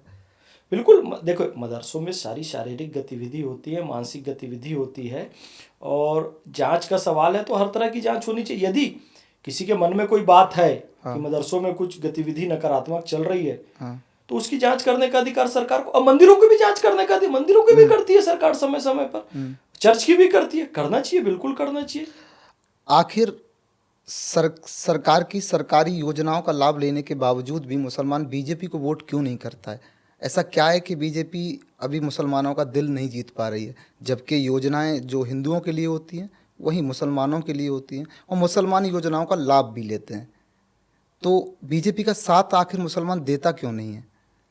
यही ये जो कठमुल्लापन कहा है ना, कि रूढ़िवादिता, हमारे दादा के समय से जी हम इस पार्टी को वोट दे रहे हैं, तो तुम्हारे दादा के अलावा तुम्हारे परिवार में कोई सोचने समझने वाला नहीं हुआ? उन्हीं लोगों को वोट दे रहे हो जो साल में एक बार इफ्तार पार्टी में टोपी पहन कर आते हैं और 5 साल मुसलमानों को टोपी पहनाते हैं, फिर सच्चर कमेटी की रिपोर्ट लाते हैं और कहते हैं मुसलमान शिक्षा में सबसे पीछे, सैनिटाइजर में सबसे पीछे, मुसलमान साफ सफाई में पीछे, मुसलमान और जो दूसरी चीज़ें हैं, कच्चे उनके घर हैं, और मुसलमान स्वास्थ्य सुविधा में सबसे पीछे हैं, मुसलमान हर चीज़ में सबसे पीछे हैं। भाई 50 साल सत्ता में तुम रहे और तुम ही सच्चर कमेटी की रिपोर्ट लाकर कह रहे हो कि मुसलमानों के बैंक अकाउंट में सबसे कम पैसे, मुसलमानों की स्थिति दलित से भी गई भी थी। आप ही तो 50 साल थे और आप ही ये कह रहे हो कि मुसलमानों की स्थिति ये है, तो उसके पीछे कारण आप ही हो। और मुसलमान ये कहता है कि हम बीजेपी को वोट नहीं देंगे, हम उसी पार्टी को वोट देंगे जिसको हमारे दादाजी देते रहे। यानी कि उनसे बेवकूफ दादाजी बने तो पिताजी भी बनेंगे और हम भी बनेंगे उन लोगों से। जो सियासत में जरूरी है रवादारी समझता है, वो रोजा तो नहीं रखता पर अफ्तारी समझता है। रोजा नहीं रखा, टोपी पहन कर आएगा मुसलमानों का वोट बैंक लेने के लिए, लेकिन मुसलमानों और इस्लाम का सम्मान वास्तविक रूप से मोदी जी ने किया। रमज़ान की बधाई दी, नमाज की टोपी लेकिन सियासत के मंच पर नहीं पहनी, क्योंकि ये इबादत की टोपी है, ये सियासत की टोपी नहीं है। लेकिन योजना में मोदी जी ने कोई लाभ नहीं किया। रहीम खान हो या राम सिंह हो, आयुष्मान कार्ड योजना का लाभ दोनों को मिला। कोई रहीम खान नहीं कह सकता अस्पताल में मुझे भगा दिया गया नाम सुनकर। अब वो चाहे रशीदा बेगम हो चाहे लक्ष्मीबाई हो, वो यदि गैस सिलेंडर लेने गए उज्ज्वला योजना का, तो दोनों को बराबर सिलेंडर मिला। मैं मुस्लिम महिला हूं तो भगा दिया गया, ऐसा नहीं हुआ जी। इसी तरीके से प्रधानमंत्री आवास योजना, हर घर नल योजना, स्वच्छता मिशन के तहत जो शौचालय बन रहे हैं, इन सब योजना का लाभ अपेक्षाकृत रूप से, तुलनात्मक रूप से मुसलमानों को ज्यादा मिल रहा है। उसके बाद भी आप वोट नहीं दे रहे हैं, तो कहीं ना कहीं आप रूढ़िवादिता के शिकार हैं। लेकिन अब हम जैसे लोगों के प्रयास है, आप और हम सब जो ऐसा पॉडकास्ट कर रहे हैं और प्रगतिशील बातें करें, मुसलमानों का दिमाग काफी हद तक खुल रहा है और आगे खुलेगा। और मुसलमान भी बीजेपी को वोट देगा। भाई जो सबके लिए कर रहा है उसे वोट देना चाहिए। मैं किसी पॉलिटिकल पार्टी का नहीं हूं, लेकिन जो कर रहा है, जो दिख रहा है, उसे वोट देना चाहिए। क्यों मदरसों की तालीम जो होती है सनातन विरोधी होती है? नहीं, हम ऐसा तो नहीं कह सकते कि मदरसों की तालीम सनातन विरोधी होती है। एक शब्द में ऐसा नहीं कह सकते। मदरसों की तालीम बेसिकली इस्लाम पर आधारित है, कुरान और हदीस पे आधारित है।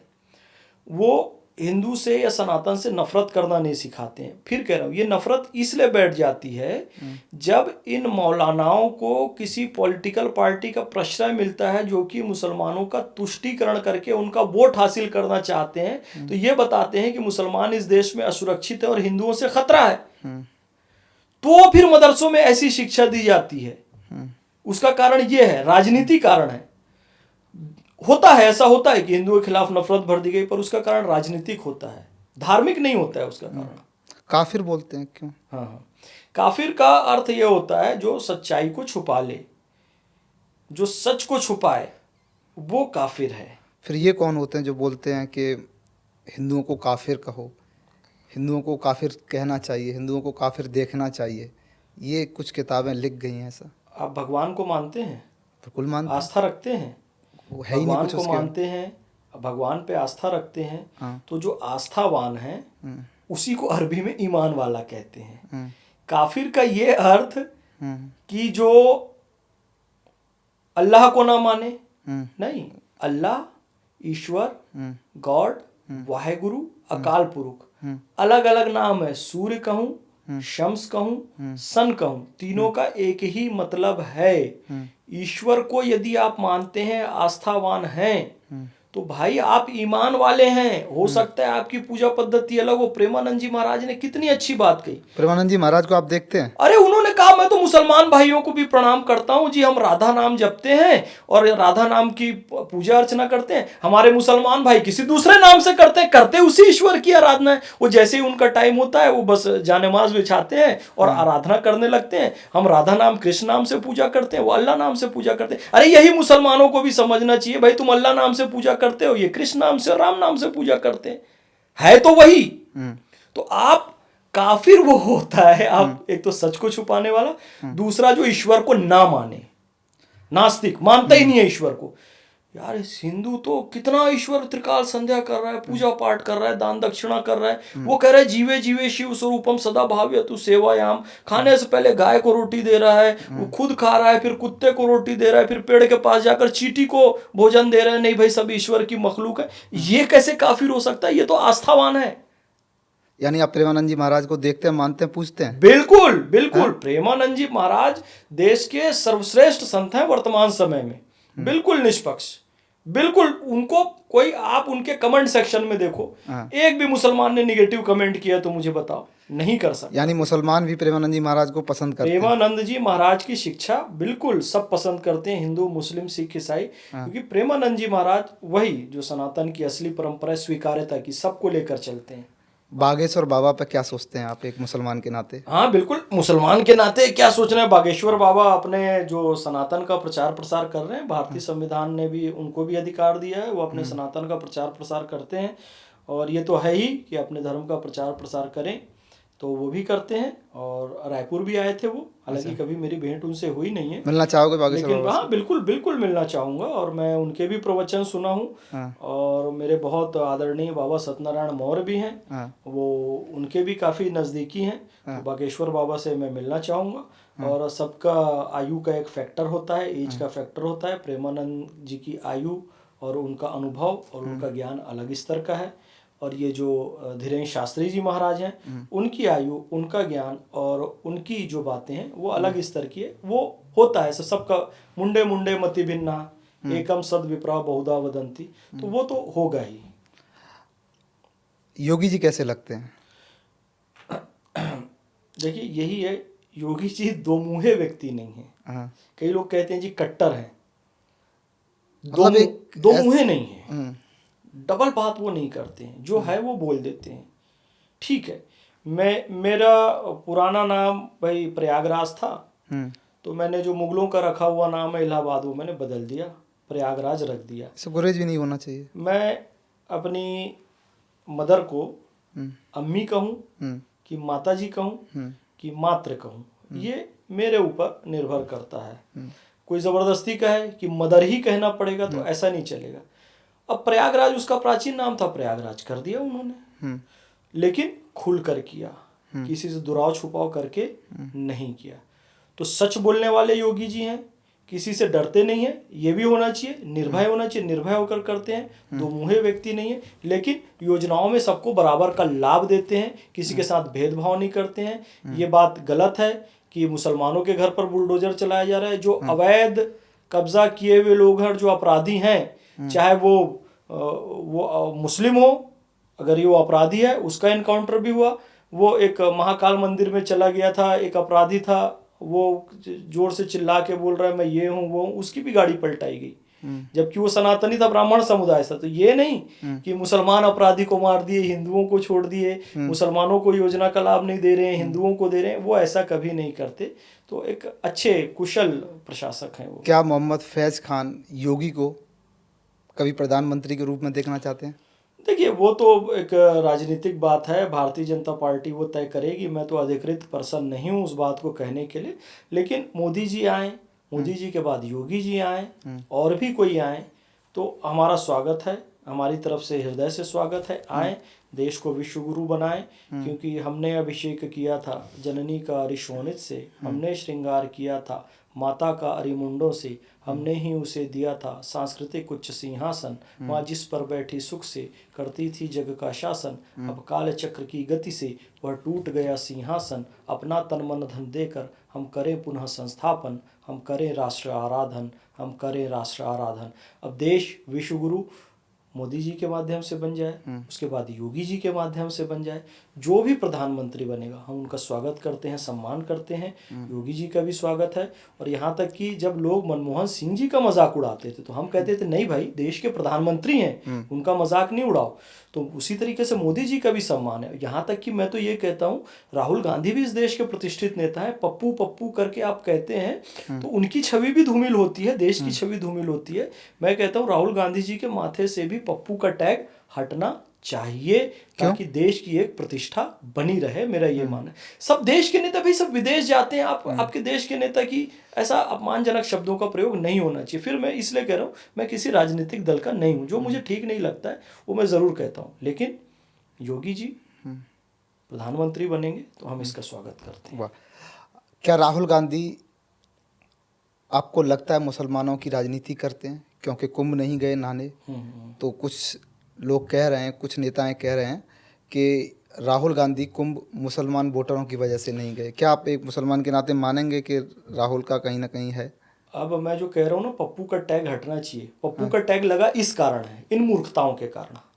पप्पू का टैग हटना चाहिए तो टैग तब हटेगा जब आप मुसलमानों का तुष्टीकरण छोड़कर कुंभ में नहाने जाओगे। अरे किसी मुसलमान को क्या फर्क पड़ रहा है जी, आप गंगा में स्नान कर, मुसलमान गंगा में स्नान नहीं करता है। आज पूरे गंगा तट पर जो गंगोत्री से गंगा निकलती है और जो गंगा सागर में मिलती है, जिसे बंगाल की खाड़ी कहते हैं, उस रास्ते में पड़ने वाले सारे शहर के मुसलमान गंगा के पानी में ही तो वजू करते हैं, गंगा का पानी तो ही पीते हैं, गंगा के पानी से स्नान करते हैं। अब राहुल गांधी को सलाहकार देने वाले इतने मूर्ख लोग हैं, कहते हैं तुम गंगा स्नान नहीं करो मुसलमान नाराज हो जाएगा। वाह, इसलिए पप्पू का टैग लगा है।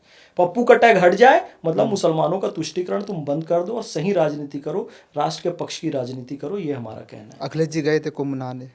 गए थे ना? हाँ, अच्छी बात है, गए थे तो बिल्कुल अच्छी बात है। उनको अपने पाप धोने चाहिए। राम भक्तों पर गोलियां उनके पिताजी ने चलवाई और उसका फिर दंड भी उनको मिला। कि लोग कहते हैं जी मोदी जी औरंगजेब की तरह है। अरे मोदी जी औरंगजेब की तरह नहीं है भैया। अखिलेश बाबू, औरंगजेब ने अपने पिता को कैद करके रखा था। आपने अपने पिताजी के साथ क्या किया देखिए, तो औरंगजेब कौन है इस बात को भी समझिए। अच्छा, आपने सियासत पहले भी देखी थी उत्तर प्रदेश में। 2017 से पहले जो सरकारें थी, 2017 के बाद योगी आए। अभी बदलाव योगी के आने के बाद उत्तर प्रदेश में आया है कि नहीं आया है? क्या अखिलेश के जाने के बाद उत्तर प्रदेश में चीज़ें बदली हैं कि नहीं बदली हैं? पहले सैफई में अश्लील नृत्य के लिए वहाँ पर एयरपोर्ट बनाए जाते थे। अब अयोध्या में रामलला के दर्शन के लिए वहाँ पर एयरपोर्ट बनता है। बताते हैं कि सैफई में जब आयोजन होता था तो जहाज उतरने की जगह जो थी कम पड़ जाती थी शायद। वही तो कह रहा हूँ, यानी कि अश्लील नृत्य करवाने के लिए वहां पर एयरपोर्ट बना करते थे, जहाज इतने उतरते थे, जनता का पैसा बेतहाशा बहाया जाता था। और आज एयरपोर्ट बन रहा है और सबसे ज्यादा जहाज उतर रहे हैं अयोध्या में, प्रयागराज में। तो ये एक सकारात्मक परिवर्तन आया ना, कि लोग इस पाखंड से दूर हो गए, लोग इस फिजूल खर्ची से दूर हो गए और अपने धर्म संस्कृति से जुड़ रहे हैं।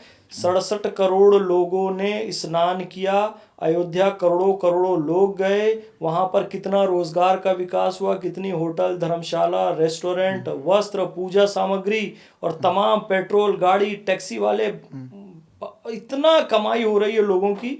तो ये एक आर्थिक विकास का भी एक प्रतीक है अयोध्या या प्रयागराज, या फिर ऐसी चीज़ें जो डेवलप हो रही हैं, ये इसका स्वागत है। और अखिलेश के समय की जो बात है वो मैं आपको सारी बता चुका हूँ, किस तरह तुष्टीकरण किया। साधु संतों पर भी लाठीचार्ज अखिलेश ने करवाया था, उनके पिताजी ने गोलियां चलवाई थी राम भक्तों पर, मुसलमानों का लगातार तुष्टीकरण करते रहे। उस समय तो कुछ मुस्लिम मौलानाओं की वीडियो तक आए, वो ऐसे जूते चप्पल उठा रहे हैं मुलायम सिंह यादव के, मतलब तुष्टीकरण की हद हो गई थी। और मुस्लिम कुछ मौलाना भी बिल्कुल उनके चरणों में गिर गए थे। भाई हमें कहते हैं जी इस्लाम में पैर छूना मना है, कि किसी के सामने झुकना नहीं चाहिए नीचे। आप खुद मुलायम सिंह के चरणों में बैठे रहते थे। तो ये बिल्कुल ओछी राजनीति, यानी कि मुसलमानों का तुष्टीकरण और राजनीति का अपराधीकरण, ये समाजवादी पार्टी और कांग्रेस की देन है। अब स्थिति काफ़ी अच्छी हो गई है। मुसलमानों का सबसे सच्चा हितैषी कौन है भारत का? नरेंद्र मोदी या राहुल गांधी या अखिलेश यादव? निश्चित रूप से नरेंद्र मोदी हैं, निश्चित रूप से। अखिलेश और राहुल ये तो तुष्टीकरण करने वाले लोग हैं, मुसलमानों के वास्तविक हितैषी नहीं हैं। नरेंद्र मोदी जी वास्तविक हितैषी हैं। फिर कह रहा हूँ, वो कह रहे हैं एक हाथ में कुरान लो और एक हाथ में कंप्यूटर लो। वो कह रहे हैं कौशल भारत कुशल भारत। लोग कहते हैं जी मुसलमानों को क्या लाभ दिया? अरे मुसलमानों को अलग से लाभ थोड़ी देंगे। जब सबका साथ, सबका विकास, सबका विश्वास कह दिया, तो कौशल भारत कुशल भारत के तहत आप लोन लो, अपना रोजगार चालू करो, आयुष्मान कार्ड योजना लो, अपना इलाज कराओ, उज्ज्वला गैस योजना का आप लाभ लो, आप नई उड़ान का आप लाभ लो। आपके लिए तमाम तरह की योजनाएं जो चल रही हैं इस देश में, हर घर नल योजना, प्रधानमंत्री आवास योजना, आप उसका लाभ लीजिए। इसमें तो कहीं कोई भेदभाव नहीं किया। अच्छा, फिर अजमेर में चादर भेजते हैं। फिर उन्होंने कहा कि मेरे बचपन में मेरा मित्र जो एक मुसलमान था और वो हमारे घर खाना खाने आता था, हम उसके घर खाना खाने जाते थे। तमाम वो जो मुहर्रम का जुलूस निकलता है तो हम भी जी ताजिए के नीचे से निकलते थे।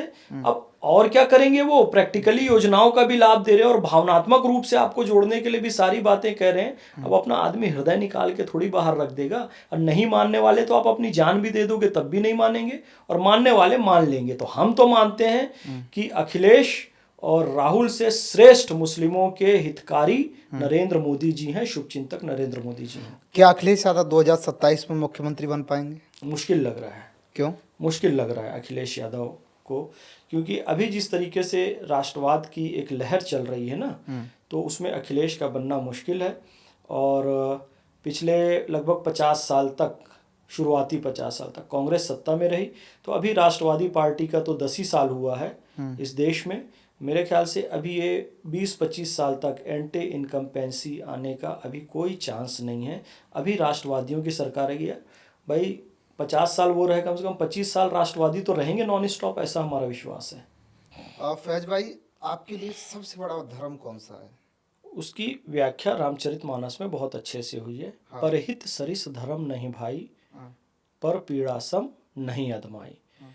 किसी दूसरे को दुख देने से बड़ा अधर्म नहीं, हाँ। किसी दूसरे को सुख पहुंचाने के समान कोई धर्म नहीं। तो सबसे बड़ा धर्म यही है कि दूसरों को आप मुस्कुराने दीजिए और उनकी मुस्कुराहट का कारण बनिए। फैज भाई, सनातन की सबसे अच्छी खासियत जो आपको एक एज अ मुस्लिम बहुत अच्छी लगती हो? हृदय की शुद्धता पर इसमें बड़ा बल दिया गया है, क्योंकि देखिए इसमें जाति पाति नहीं है। लोगों ने बाद में कृत्रिम रूप से जाति पाति बनाई। बड़े बड़े योगी, ध्यानी, महाराज लोगों को वो गति नहीं मिली। तो जो दुनिया कहती थी ये छोटी जाति की शबरी है, उसको मिल गई। क्यों? हृदय की शुद्धता के कारण। जबकि कहते हैं जी उसने झूठे बेर खिलाए, कि वो अलग अलग कथा है। लेकिन आप देखिए हृदय शुद्ध था। हृदय शुद्ध था तो क्या भगवान ने नवधा भक्ति का आशीर्वाद दे दिया। मुझे ये बात बहुत अच्छी लगती है कि हृदय की शुद्धता का इसमें बड़ा महत्व है। नवधा भक्ति कहूँ तो ही पाई, सावधान सुनो धरु मन माही। प्रथम भक्ति संतन कर संगा, दूसरी रति मम कथा प्रसंगा। गुरुपद पंकज सेवा, तीसरी भक्ति अमान। चौथी भक्ति मम गुणगण, करई कपट तजिगान। मंत्र जाप मम दृढ़ विश्वासा, पंचम भजन सुवेद प्रकाशा। छठ दमशील बिरति बहुकर्मा, निरत निरंतर सज्जन धर्मा। सातव सम्मोहि मैं जग देखा, मोते संत अधिक करी लेखा। आठव जथा लाभ संतोषा, सपने हो नहीं देखई परदोषा। नवम सरल सब संचलहीना, मम भरोसी हरस न दीना। नवम हो एकौ जिनके होई, नारी पुरुष सचराचर कोई। सो अतिशय प्रिभामनि मोरे, सकल प्रकार भक्ति द्रुण तोरे। जोगी वृंद दुर्लभ गति जोई, तो कहूँ आज सुलभ भई सोई। यानी बड़े बड़े योगियों को जो गति दुर्लभ थी, वो शुद्ध हृदय के कारण शबरी को आसान हो अच्छा गई। फैज जी, कहाँ छुपे थे अब तक आप? बड़ा अच्छा लग रहा है आपके साथ बातचीत करके, बड़ा लंबा अध्ययन है आपको। छुपे कहाँ थे? नहीं, मैं यही था। ईश्वर को जब चीज़ों को प्रकट करना होता है तो प्रकट कर देता है। भगवान को अभी यही समय निश्चित किया था संदीप भाई को और फैज़ खान को मिलाने के लिए, तो हम इस समय में मिले। बाकी तो मैं हूँ ही। अच्छा फैज भाई, एक चीज़ और मैं आपसे पूछूंगा। आप हिंदुओं में जातियों की बात कर रहे थे, मतलब मुसलमानों में भी जातियाँ होती हैं, और जातियाँ कहाँ से समझ में आती हैं? जैसे कि देवबंद की हम बात करें तो देवबंदी बरेलियों को नहीं मानते हैं, बरेली वाले देवबंदियों को नहीं मानते हैं, और जो विपक्ष है लगातार हिंदुओं की जातियों की बात करता है। इस देश में मुसलमान की जातियों की बात क्यों नहीं होती है? देखिए पहली बात तो ये क्या जो मुसलमानों में जातियाँ नहीं होती हैं? देखिए जातियाँ होती है, वही नासमझ लोगों ने इंसानों को बांटने के लिए तमाम तरह के प्रपंच रच के रखे हुए हैं। मूल तो है कि एकम ब्रह्म द्वितीयो नास्ति, नेह नास्ते नास्ते किंचन। ब्रह्म एक है, दूसरा कोई नहीं, नहीं नहीं और किंचित मात्र भी नहीं। अब प्रपंच रचने के लिए, माया रचने के लिए सारी जातियां बांटी गई है। पैगंबर हजरत मोहम्मद सल्लल्लाहु अलैहि वसल्लम का हवाला देकर ये कहते हैं कि मुसलमान 72 फिरकों में बटेगा। ये हमारे पैगंबर हजरत मोहम्मद सल्लल्लाहु अलैहि वसल्लम ने बात कही थी। आप मुझे ये बताइए, यदि कोई पिता ये कहे तेरी ये हरकतें रही तो तू 10वीं में फेल हो जाएगा। जब पिता ये कह रहा है तो बेटे को 10वीं में फेल होके दिखाना है कि पास होके दिखाना है? पास होके दिखाना है। तो ये लोग इतने नासमझ हैं, कहते हैं पैगंबर साहब ने कहा था 72 में बढ़ जाओगे, कोई देवबंदी कोई बरेलवी तो वो बन के दिखा रहे हैं। अरे मूर्खों, तुमको एक होके दिखाना है। तुम्हारी हरकतों के कारण यदि ऐसा कहा जा रहा है कि ये लड़ाई झगड़ा करते रहे, नासमझीपना करते रहे तो बढ़ जाओगे। पिता कहे तुम बढ़ जाओगे, तुम्हारी हरकतें जारी रहे, तो एक होके दिखाओ ना। तो ये सारी चीज़ें ये है गलत इंटरप्रिटेशन के कारण।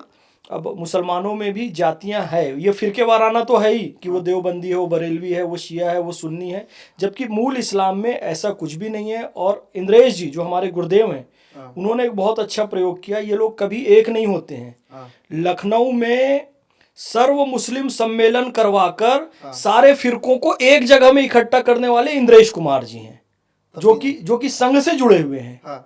उन्होंने एक किया, वहां तो इकट्ठा हो गए, लेकिन अभी भी वैचारिक रूप से बहुत सारे मतभेद रखते हैं। वो कहते हैं जी हमारी मस्जिद में नहीं आ, वो कहते हैं उसके पीछे नमाज नहीं पढ़ेंगे। लेकिन अब कुछ प्रगतिशीलता आ रही है।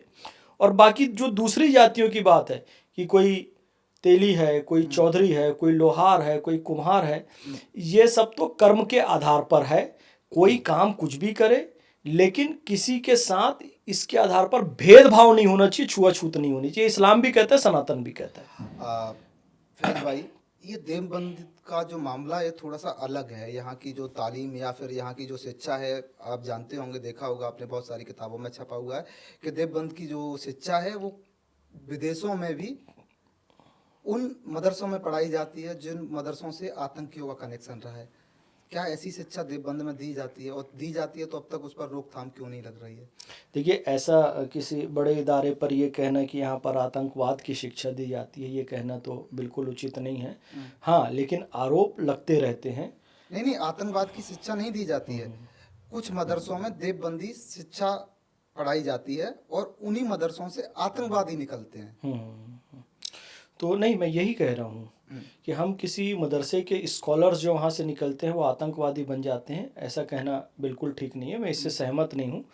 फिर कहता हूँ, आतंकवादी इसलिए बनते हैं क्योंकि वो इस्लाम को गलत कंटेक्स्ट में प्रेजेंट करते हैं। जैसे कि मैंने हुरों की व्याख्या करके बताया, जैसे कि मैंने भाषा का अंतर बताया कि भारत माता की जय और मादरे वतन हिंदुस्तान, ये भाषा के अंतर में लोग फंस जाते हैं। और भाषा के अंतर में तो इस कदर फंसते हैं कि आप कह दो अब्दुल्ला, यानी पैगंबर हज़रत मोहम्मद सल्लल्लाहु अलैहि वसल्लम के पिताजी का नाम था अब्दुल्ला, उसको हिंदी ट्रांसलेट करेंगे तो उसका मतलब होता है ईश्वर दास या भगवान दास। आप किसी का नाम रख दो भगवान दास, ईश्वर दास, मुसलमान का, तो वो नाराज़ हो जाएगा। अब्दुल्ला बोलोगे तो खुश हो जाएगा।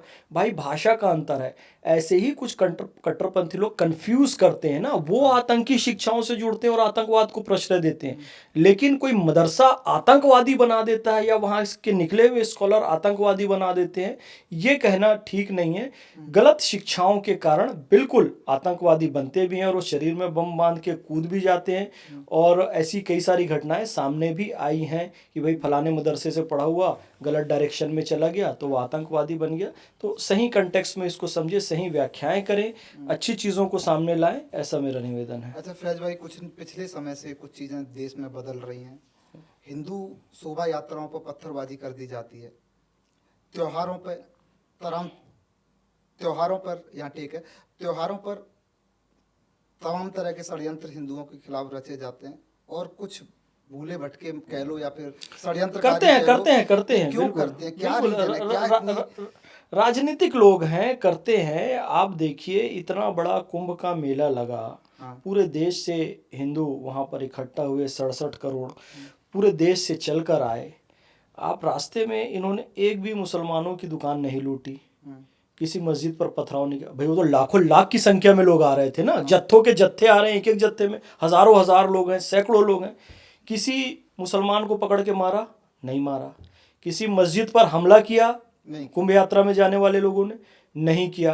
किसी दुकान में तोड़फोड़ कर दी कि ये उस्मान खान की दुकान है तो उसको तोड़फोड़ कर दी, जला दिया। कोई बुरखे वाली मुस्लिम महिला है तो उसके साथ छेड़छाड़ कर दी, ऐसी एक भी घटना नहीं हुई। फिर मुसलमानों को भी इस बात को समझना चाहिए कि किसी के बहकावे में आकर ये शोभा यात्रा पर पत्थरबाजी करना, या धोखे से किसी बच्चे ने रंग डाल दिया या लग गया तो उसके नाम पर दंगे फसाद कर देना, ये काम नहीं होना चाहिए। मुसलमानों को बिल्कुल इस बात को समझना चाहिए। हालांकि कई तस्वीरें ऐसी सामने आई है कि कुंभ के यात्रियों की मुसलमानों ने भी सेवा की है। ऐसी चीज़ों को ज़्यादा से ज़्यादा करना चाहिए और सामने लाना चाहिए। एक संभल का ही मामला है। अतुल वहाँ के सीईओ हैं, कह रहे हैं कि आपका जो त्योहार है, जो भी जुम्मा है, साल में 52 बार आता है और होली एक बार आती है, तो इस बार थोड़ा सा मैनेज कीजिए और जिसको परेशानी हो ना निकलिए। तो अब उस बात को बड़ा राजनीतिक माहौल तैयार कर दिया गया है और कह रहे हैं कि एक पुलिस के सिपाही को इस तरीके की बात नहीं करनी चाहिए। नहीं, देखिए, उनका पूरा इंटरव्यू चला ही नहीं रहे, मैंने पूरा इंटरव्यू देखा है उनका। मतलब आप एक मुसलमान होके अतुल की बात से सहमत हैं? अरे, अतुल जी ने बहुत सुलझी हुई बात कही है, लेकिन उसका एक पक्ष दिखा रहे हैं जिससे वो विवादास्पद लग रहा है। अतुल जी, जो कि उस एरिया के पुलिस के बड़े अधिकारी हैं, उन्होंने कहा, बिल्कुल कहा कि 52 बार जुमा आता है, एक बार होली आती है। ठीक है भाई, जिसको आपत्ति है वो घर से बाहर निकलो ही ना। तो होता ये है ना कि धोखे से भी रंग लग गया तो दंगा फसाद करने वाले उसको मुद्दा बनाकर दंगा फसाद करते हैं। तो पूरे जिले का और पूरे देश का माहौल खराब होगा। भाई आपको इतनी आपत्ति है तो घर से निकलो ना, क्योंकि होली का त्यौहार एक बार ही आ रहा है। जो समझदार मुसलमान हैं उन्होंने इस बात को फॉलो भी किया। कई सारे मुस्लिम ऐसे उलेमा हैं जो कह रहे हैं ठीक है भाई, यदि ऐसा है तो हम नमाज का वक्त 1 घंटा आगे बढ़ा लेंगे, कोई दिक्कत नहीं होगी। जुमे की नमाज का वक्त शाम के 3, साढ़े 3, 4 बजे तक भी हो सकता है।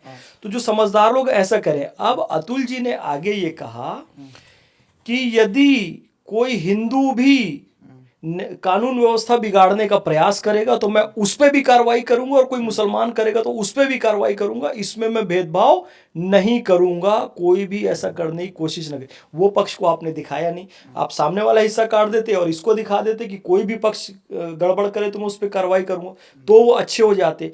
तो ये जो एडिट वाला सिस्टम चल रहा है ना, कि वो बोल कुछ और रहे हैं और आपने दिखा कुछ और दिया, उनकी पूरी स्पीच को आप सुनिए। उन्होंने कोई आपत्तिजनक बात नहीं कही है, दोनों पक्ष के गलत लोगों पर कार्रवाई की बात कही है उन्होंने। फैज भाई, पिछले कुछ समय से क्या हो रहा है कि थूक जिहाद जो है बड़ी तेजी से फैल रहा है, जो नया नामों से दिया गया है।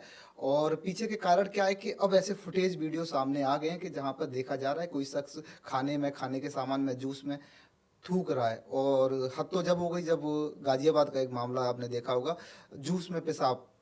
तो ये जो थूक जिहाद है या पेशाब जिहाद है, इसके पीछे कोई षड्यंत्र है या कोई वास्तविक लॉजिक है? जैसे कहते हैं कि थूकना जरूरी है, जैसे बताया गया है, तो ये उसके पीछे कोई लॉजिक है या फिर मनचली हरकतें हैं?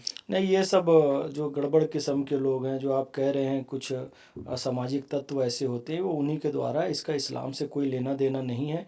इस्लाम में तो तहारत बताई गई है, सफाई को ईमान का बहुत महत्वपूर्ण हिस्सा माना गया है। इस्लाम तहारत जिसे कहते हैं, तहारत, इस्लाम तहारत पे बहुत जोर देता है। नमाज पढ़ने के पहले वजू बनाने की, जैसे सनातन में है ना त्रिकाल संध्या का, कि 3 बार स्नान करो, 3 बार पूजा करो। इस्लाम में 5 बार नमाज पढ़ने का और 5 बार वजू बनाने का आदेश है। साफ सफाई पे इतना महत्व दिया गया है। ये कहीं पर मल त्याग कर देना, मूत्र त्याग कर देना, थूक देना, ये किसी शैतानी आदमी की शैतानी हरकत हो सकती है। इसका इस्लाम से बिल्कुल भी लेना देना नहीं है, ये मैं बात दावे के साथ कह सकता हूँ। सिया सुन्नी में आता है समझ में कि कुछ विवाद हमेशा से चला आ रहा है, कुछ नाराजगी आपस में रहती है। क्या नाराजगी है, क्या विवाद है इन लोगों का? नहीं, ये तो एक मान के चलिए एक इस्लामी जो परंपरा है उसमें ये विवाद चालू किया गया। फिर कह रहा हूँ, मूल क्लासिकल इस्लाम में कोई डिवीजन नहीं है। अच्छा, सिया कहाँ से आए और सुन्नी कहाँ से आए? नहीं, जो पहले 3 खलीफा में आस्था नहीं रखते हैं और जो चौथे खलीफा हैं हज़रत अली, पैगंबर हज़रत मोहम्मद सल्लल्लाहु अलैहि वसल्लम के बाद हज़रत अली का वो सीधा सम्मान करते हैं और उनके परिवार का सम्मान करते हैं, वो एक पक्ष शिया कहलाता है।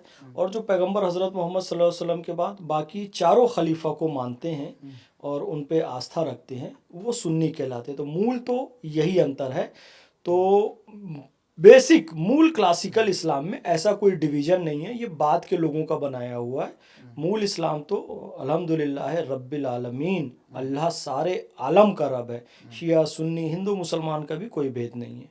पर मूल जो कारण है इनके आपसी मतभेद का मैंने आपको बताया कि शिया लोग पैगंबर हज़रत मोहम्मद सल्लल्लाहु अलैहि वसल्लम के बाद हज़रत अली को मानते हैं सीधा, और सुन्नी जो हैं वो पैगंबर हज़रत मोहम्मद सल्लल्लाहु अलैहि वसल्लम के बाद 4 खलीफा को मानते हैं। मुगल भारत क्यों आए, असल कारण क्या था?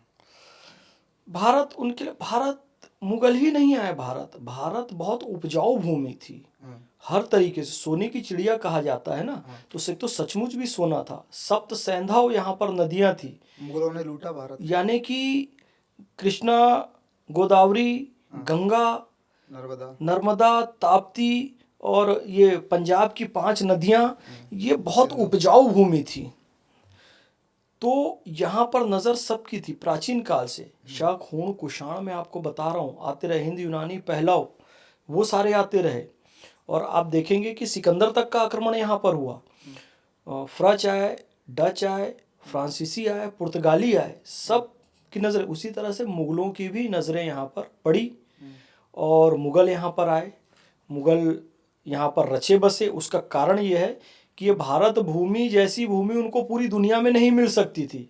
उनको कल्पना भी नहीं थी यहाँ पर इतना पानी, इतना अन्न, इतना खाद्यान्न मिलेगा।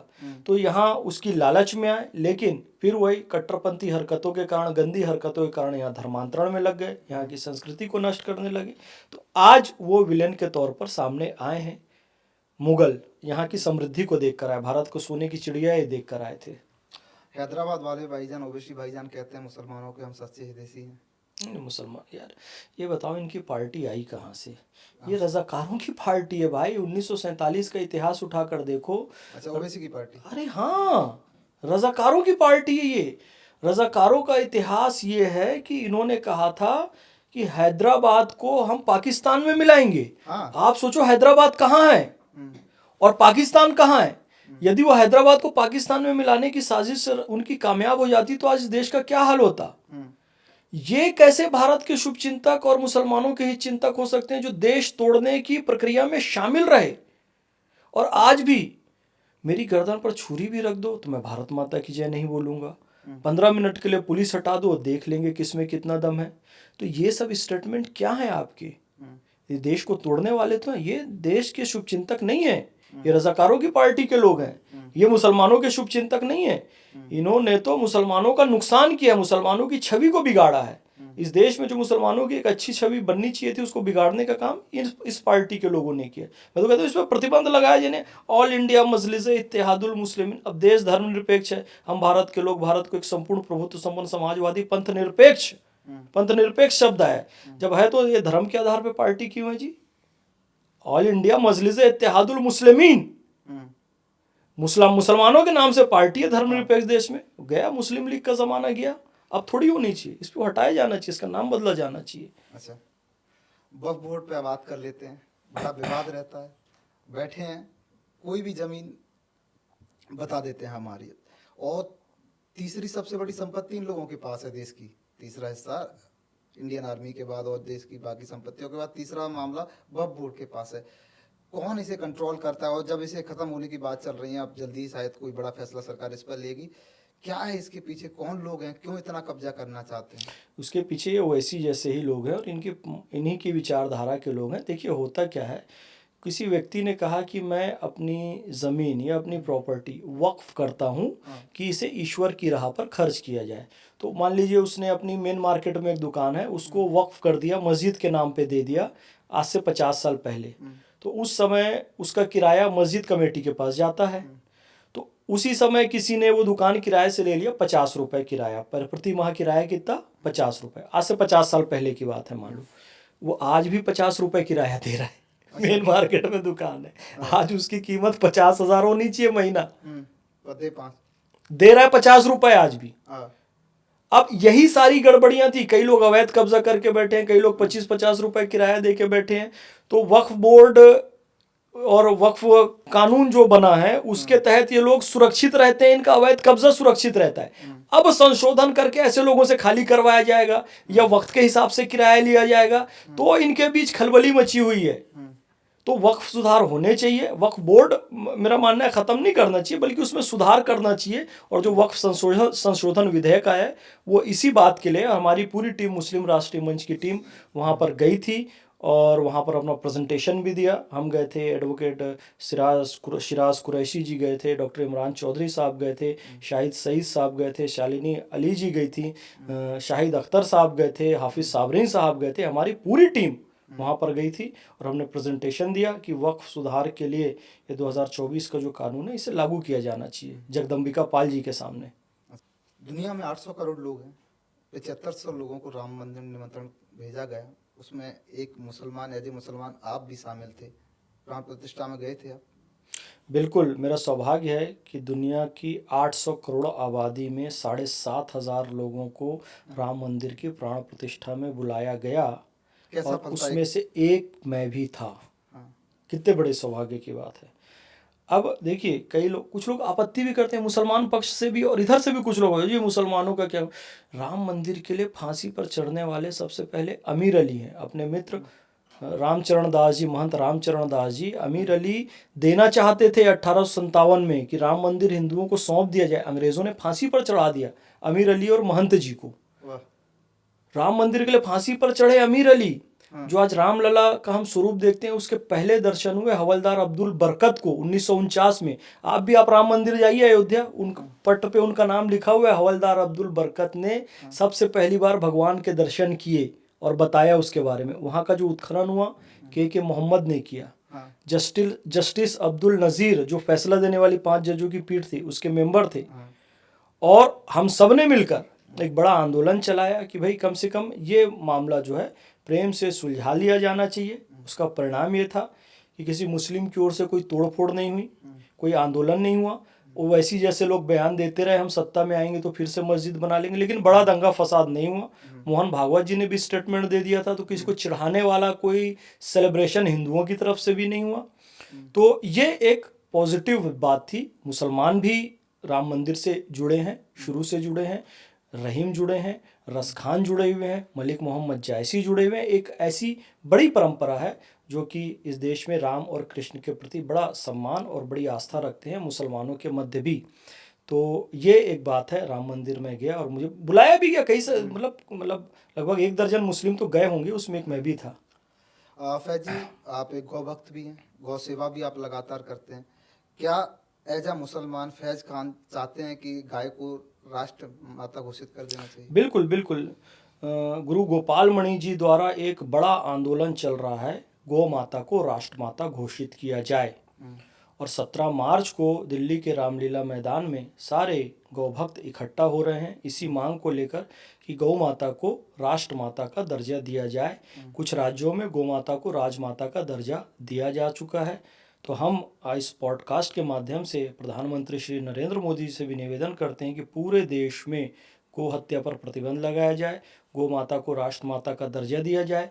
वेदों में कहा गया है गावो विश्वस्य मातरः, गाय विश्व की माता है। तो गाय विश्व की माता वेद कह रहे हैं, तो कम से कम देश की माता तो घोषित किया जाना चाहिए। और जहाँ तक इस्लाम की बात है, पैगंबर हज़रत मोहम्मद सल्लल्लाहु अलैहि वसल्लम ने फरमाया गाय का दूध शिफा है, गाय का घी दवा है और इसका मांस बीमारी है।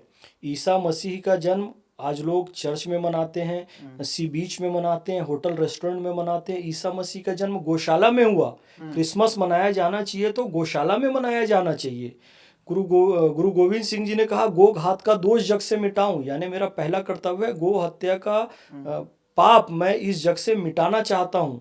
नामधारी सिखों की एक बड़ी परंपरा है गो रक्षा को लेकर। तो सभी धर्मों में गौ सेवा का महत्व है, तो बिल्कुल गौ माता को राष्ट्र माता घोषित किया जाना चाहिए। क्या आप मानते हैं कि गौ की सेवा करने से या गौ का जो भी क्या आप मानते हैं गौ की सेवा करने से वास्तविक फल मिलता है? बिल्कुल वास्तविक प्रैक्टिकली फल मिलता है भाई। हमारा शरीर पंच तत्वों से बना है और गौ माता के भी पंचगव्य होते हैं। तो पंच तत्व की शुद्धि पंचगव्य से ही होती है। मैं आपको बताऊं, पहले हिंदू हो, मुसलमान हो, सिख हो, ईसाई हो, अपने घर को किससे लीपता था? गोबर से लीपता था ना। वो तो कोई पवित्र वाली बात नहीं थी। और जितने किसान हैं, हिंदू मुस्लिम सिख ईसाई कोई भी हो, खेत में क्या डालते थे? गोबर डालते थे, उसी से उगा हुआ अन्न खाते थे। तो गाय बीमारियों से बचाती है, उसके गोबर से घर भी लीपा जाता था, खेती भी होती थी। जब से गाय गई, गाय का गोबर गया, यूरिया पेस्टिसाइड आया, आर्सेनिक आया, कैंसर जैसी बीमारियां होने लगी। तो यदि, और देखिए गरुड़ पुराण में भी कहा गया है कि यदि आपको वैतरणी नदी पार करनी है तो आपको गो सेवा के माध्यम से ही वैतरणी नदी पार कर सकते हो। वैतरणी नदी क्या है? वैतरणी नदी गंदगी का नाम है। गंदगी होगी, वह गरुड़ पुराण में है कि उसमें मल होगा, रक्त होगा, मवाद होगा और दुनिया की सारी गंदगी होगी। तो आज भी यदि आपके घर में गंदगी हो जाए तो आप थोड़ा सा झाड़ू पोछा कीजिए और गोबर से लीप दीजिए, बोलिए वो शुद्ध हो जाएगा ना। तो वही शुद्धता लाने की वही बात कही कि वैतरणी पार करना है, गंदगी से पार करना है। तो गो सेवा, देसी गो माता का दूध दही घी पियो, गोबर गोमूत्र अपने खेतों में इस्तेमाल करो। ये सारी बातें, ये प्रैक्टिकल है, वैज्ञानिक है। पंच तत्व से शरीर बना है, पंचगव्य से उसकी शुद्धि होती है। फैज जी, जब आप पूरा भारत घूम रहे थे, भारत की तमाम सुंदरताएं आपने देखी, तमाम राज्यों में आप घूमे, भारत का कोई ऐसा धरोहर जो आपको सबसे ज्यादा सुंदर लगा हो, जो दुनिया को देखना चाहिए? लद्दाख को देखना चाहिए। लद्दाख को देखना चाहिए। वहाँ के लोग, वहाँ की संस्कृति, वहाँ का अपनापन, वहाँ का भोलापन। लद्दाख में हम पैदल चल रहे हैं तो वहाँ की कोई माता, कोई बहन आपको रास्ता चलते हुए खाना पूछ लेती है। मतलब उनके जहन में ये नहीं है कि किसी पुरुष से बात करना गलत है या कोई हमारे साथ छेड़छाड़ कर सकता है, नहीं, वहाँ के सॉफ्टवेयर में ये बात नहीं आई है। तो लद्दाख बहुत अच्छा क्षेत्र है। जब मैं वहाँ से चला 24 जून को, तो 26 जून को ईद पड़ गई। अब मैंने देखा कि ईद है तो क्या करें, तो मैंने मीरू में देखा, वहाँ पर हमारे एक भाई जिगमेत अंगड़ू का घर था। मैंने झांक कर देखा, गोमाता वहाँ बंधी हुई है। हम उतरे तो उन्होंने अपने घर का दरवाज़ा खोल दिया, रात हम वहीं रुके। उनकी माता जी ने हमें दूध ला कर दिया, हमने उसकी सेवई भी बनाई, ईद भी मनाई। एक बहन हमारे पास आई, हम चल रहे थे तो बोले, भैया आप इतने समय से पैदल चलते हुए आ रहे हो, आपने अपने घर में बात नहीं की होगी क्योंकि वहाँ नेटवर्क नहीं आता है। वो अपना फ़ोन लेकर, जिसमें थोड़ा सा नेटवर्क आता था, उसने हमें अपने घर में फ़ोन में बात करवाई। वहाँ आप राह चलते किसी बच्चे को गोद में ले लोगे, कोई आपको कुछ बोलेगा नहीं, क्योंकि उनके सॉफ्टवेयर में किडनैपिंग नहीं है, उनके सॉफ्टवेयर में महिला के साथ छेड़छाड़ नहीं है। बहुत अच्छी जगह है लद्दाख। और अब तक केवल हम जम्मू कश्मीर जानते थे, लेकिन लद्दाख एक अलग राज्य बन जाने से, केंद्र शासित प्रदेश बन जाने से, अब लद्दाख की संस्कृति भी सामने गई। लद्दाख बेस्ट है, तमिलनाडु बहुत बढ़िया लगा, पूरा देश बढ़िया। लेकिन आप बेस्ट अनुभव पूछ रहे हैं, वहाँ राम मूर्ति जी मिले। लोग कह रहे थे जी आपको रामेश्वरम के मंदिर में प्रवेश नहीं मिलेगा, आप मुसलमान हो, तो राम मूर्ति जी मिले, जिन पर 40 केस किए मुसलमानों के दुश्मन हैं, वो मुझे लेकर जा रहे हैं रामेश्वरम के मंदिर में, वो मुझे लेकर जा रहे हैं डॉक्टर कलाम साहब की दरगाह में, उनकी कब्र में लेकर गए, जिन पर ये आरोप लगाया गया था कि ये मुसलमानों के दुश्मन है। और वहाँ के पुरोहितों ने बिल्कुल मेरा सम्मान किया, शिवलिंग के दर्शन कराए। तो ये बड़ा तमिलनाडु में लद्दाख दर्शन भी आप करते हैं, मंदिर घूमते हैं, पूजा करते हैं, सनातन को मानते हैं, गाय को राष्ट्र माता की बात कर रहे हैं, गीता के ज्ञान में खोज रहे हैं। मैं संदीप डर भाई, नहीं लगता फैज भाई के फतवा जारी होने का, धमकियां नहीं आती? अरे मैं अपने संदीप भाई के दर्शन कर लूंगा तो मेरा ईमान कैसे खारिज हो जाएगा मेरे भाई? मेरा भाई अगर राम जी की मूर्ति की पूजा कर रहा है, कृष्ण जी की पूजा कर रहा है, शिव जी की पूजा कर रहा है, मैं उसको दर्शन का क्या मतलब होता है? देखना, इसको देखने से मेरा ईमान कैसे चला जाएगा? देखिए ये सब व्यर्थ की बातें हैं। अगर फैज भाई से कहा जाए कि एक कोई संदेश देश के मुसलमानों के लिए इस पॉडकास्ट के जरिए? हम सब के पूर्वज इस देश के सनातनी हैं, हमको अपनी जड़ों से जुड़ना चाहिए। सभी मुसलमानों को इस देश की जड़ों से जुड़कर रहना चाहिए, किसी पड़ोसी के, किसी विदेशी के बहकावे में नहीं आना चाहिए। हम सब मुसलमान इस मिट्टी में जन्म लिए हैं, यहाँ सजदा करते हैं और इसी मिट्टी में हमें दफन होना है। तो इसी मिट्टी से हमको वफादारी करनी है। कोई इससे गद्दारी सिखाए तो वो हमारा नहीं हो सकता। हम इस मिट्टी में जन्मे, इसी मिट्टी में सजदा करते हैं और इसी में हम दफन होंगे। अगर फैज जी से कहा जाए कि सनातन का कोई सबसे बड़ा संदेश इस पॉडकास्ट के माध्यम से अगर देंगे तो क्या देंगे? सर्वे भवन्तु सुखिनः, सर्वे सन्तु निरामयः, सर्वे भद्राणि पश्यन्तु मा कश्चित् दुःखभाग् भवेत्। देखिए, ये हमारे साथ आज जो मेहमान थे, ये हमें नहीं पता था कि इतना अच्छा विषय इनके साथ हम आज इस पॉडकास्ट में रख पाएंगे और इतना ज्ञानवर्धक बात कर पाएंगे। मुझे उम्मीद है कि ये पॉडकास्ट आप लोगों को भी बहुत पसंद आया होगा। कुछ चीज़ें हमसे भी छूटी हैं, कुछ चीज़ें यहाँ त्रुटि भी हुई होंगी। उम्मीद करते हैं ये पॉडकास्ट आपको पसंद आएगा। कमेंट में हमें बताइए कि हमारी और फैज जी की बातें आपको कैसी लगी, आगे किन विषयों पर हमें बात करनी चाहिए। फैज जी, एक कोई आखिरी संदेश आपका इस वीडियो में? मुझ में राम, तुझ में राम, सब में राम समाया है, कर ले प्यार जगत से बंदे, कोई नहीं पराया है। अल्हम्दुलिल्लाह रब्बिल आलमीन, अल्लाह सारे आलम का रब है, प्रेम से चलिए। वाह, बहुत बहुत धन्यवाद फैज जी, बहुत बहुत स्वागत। धन्यवाद।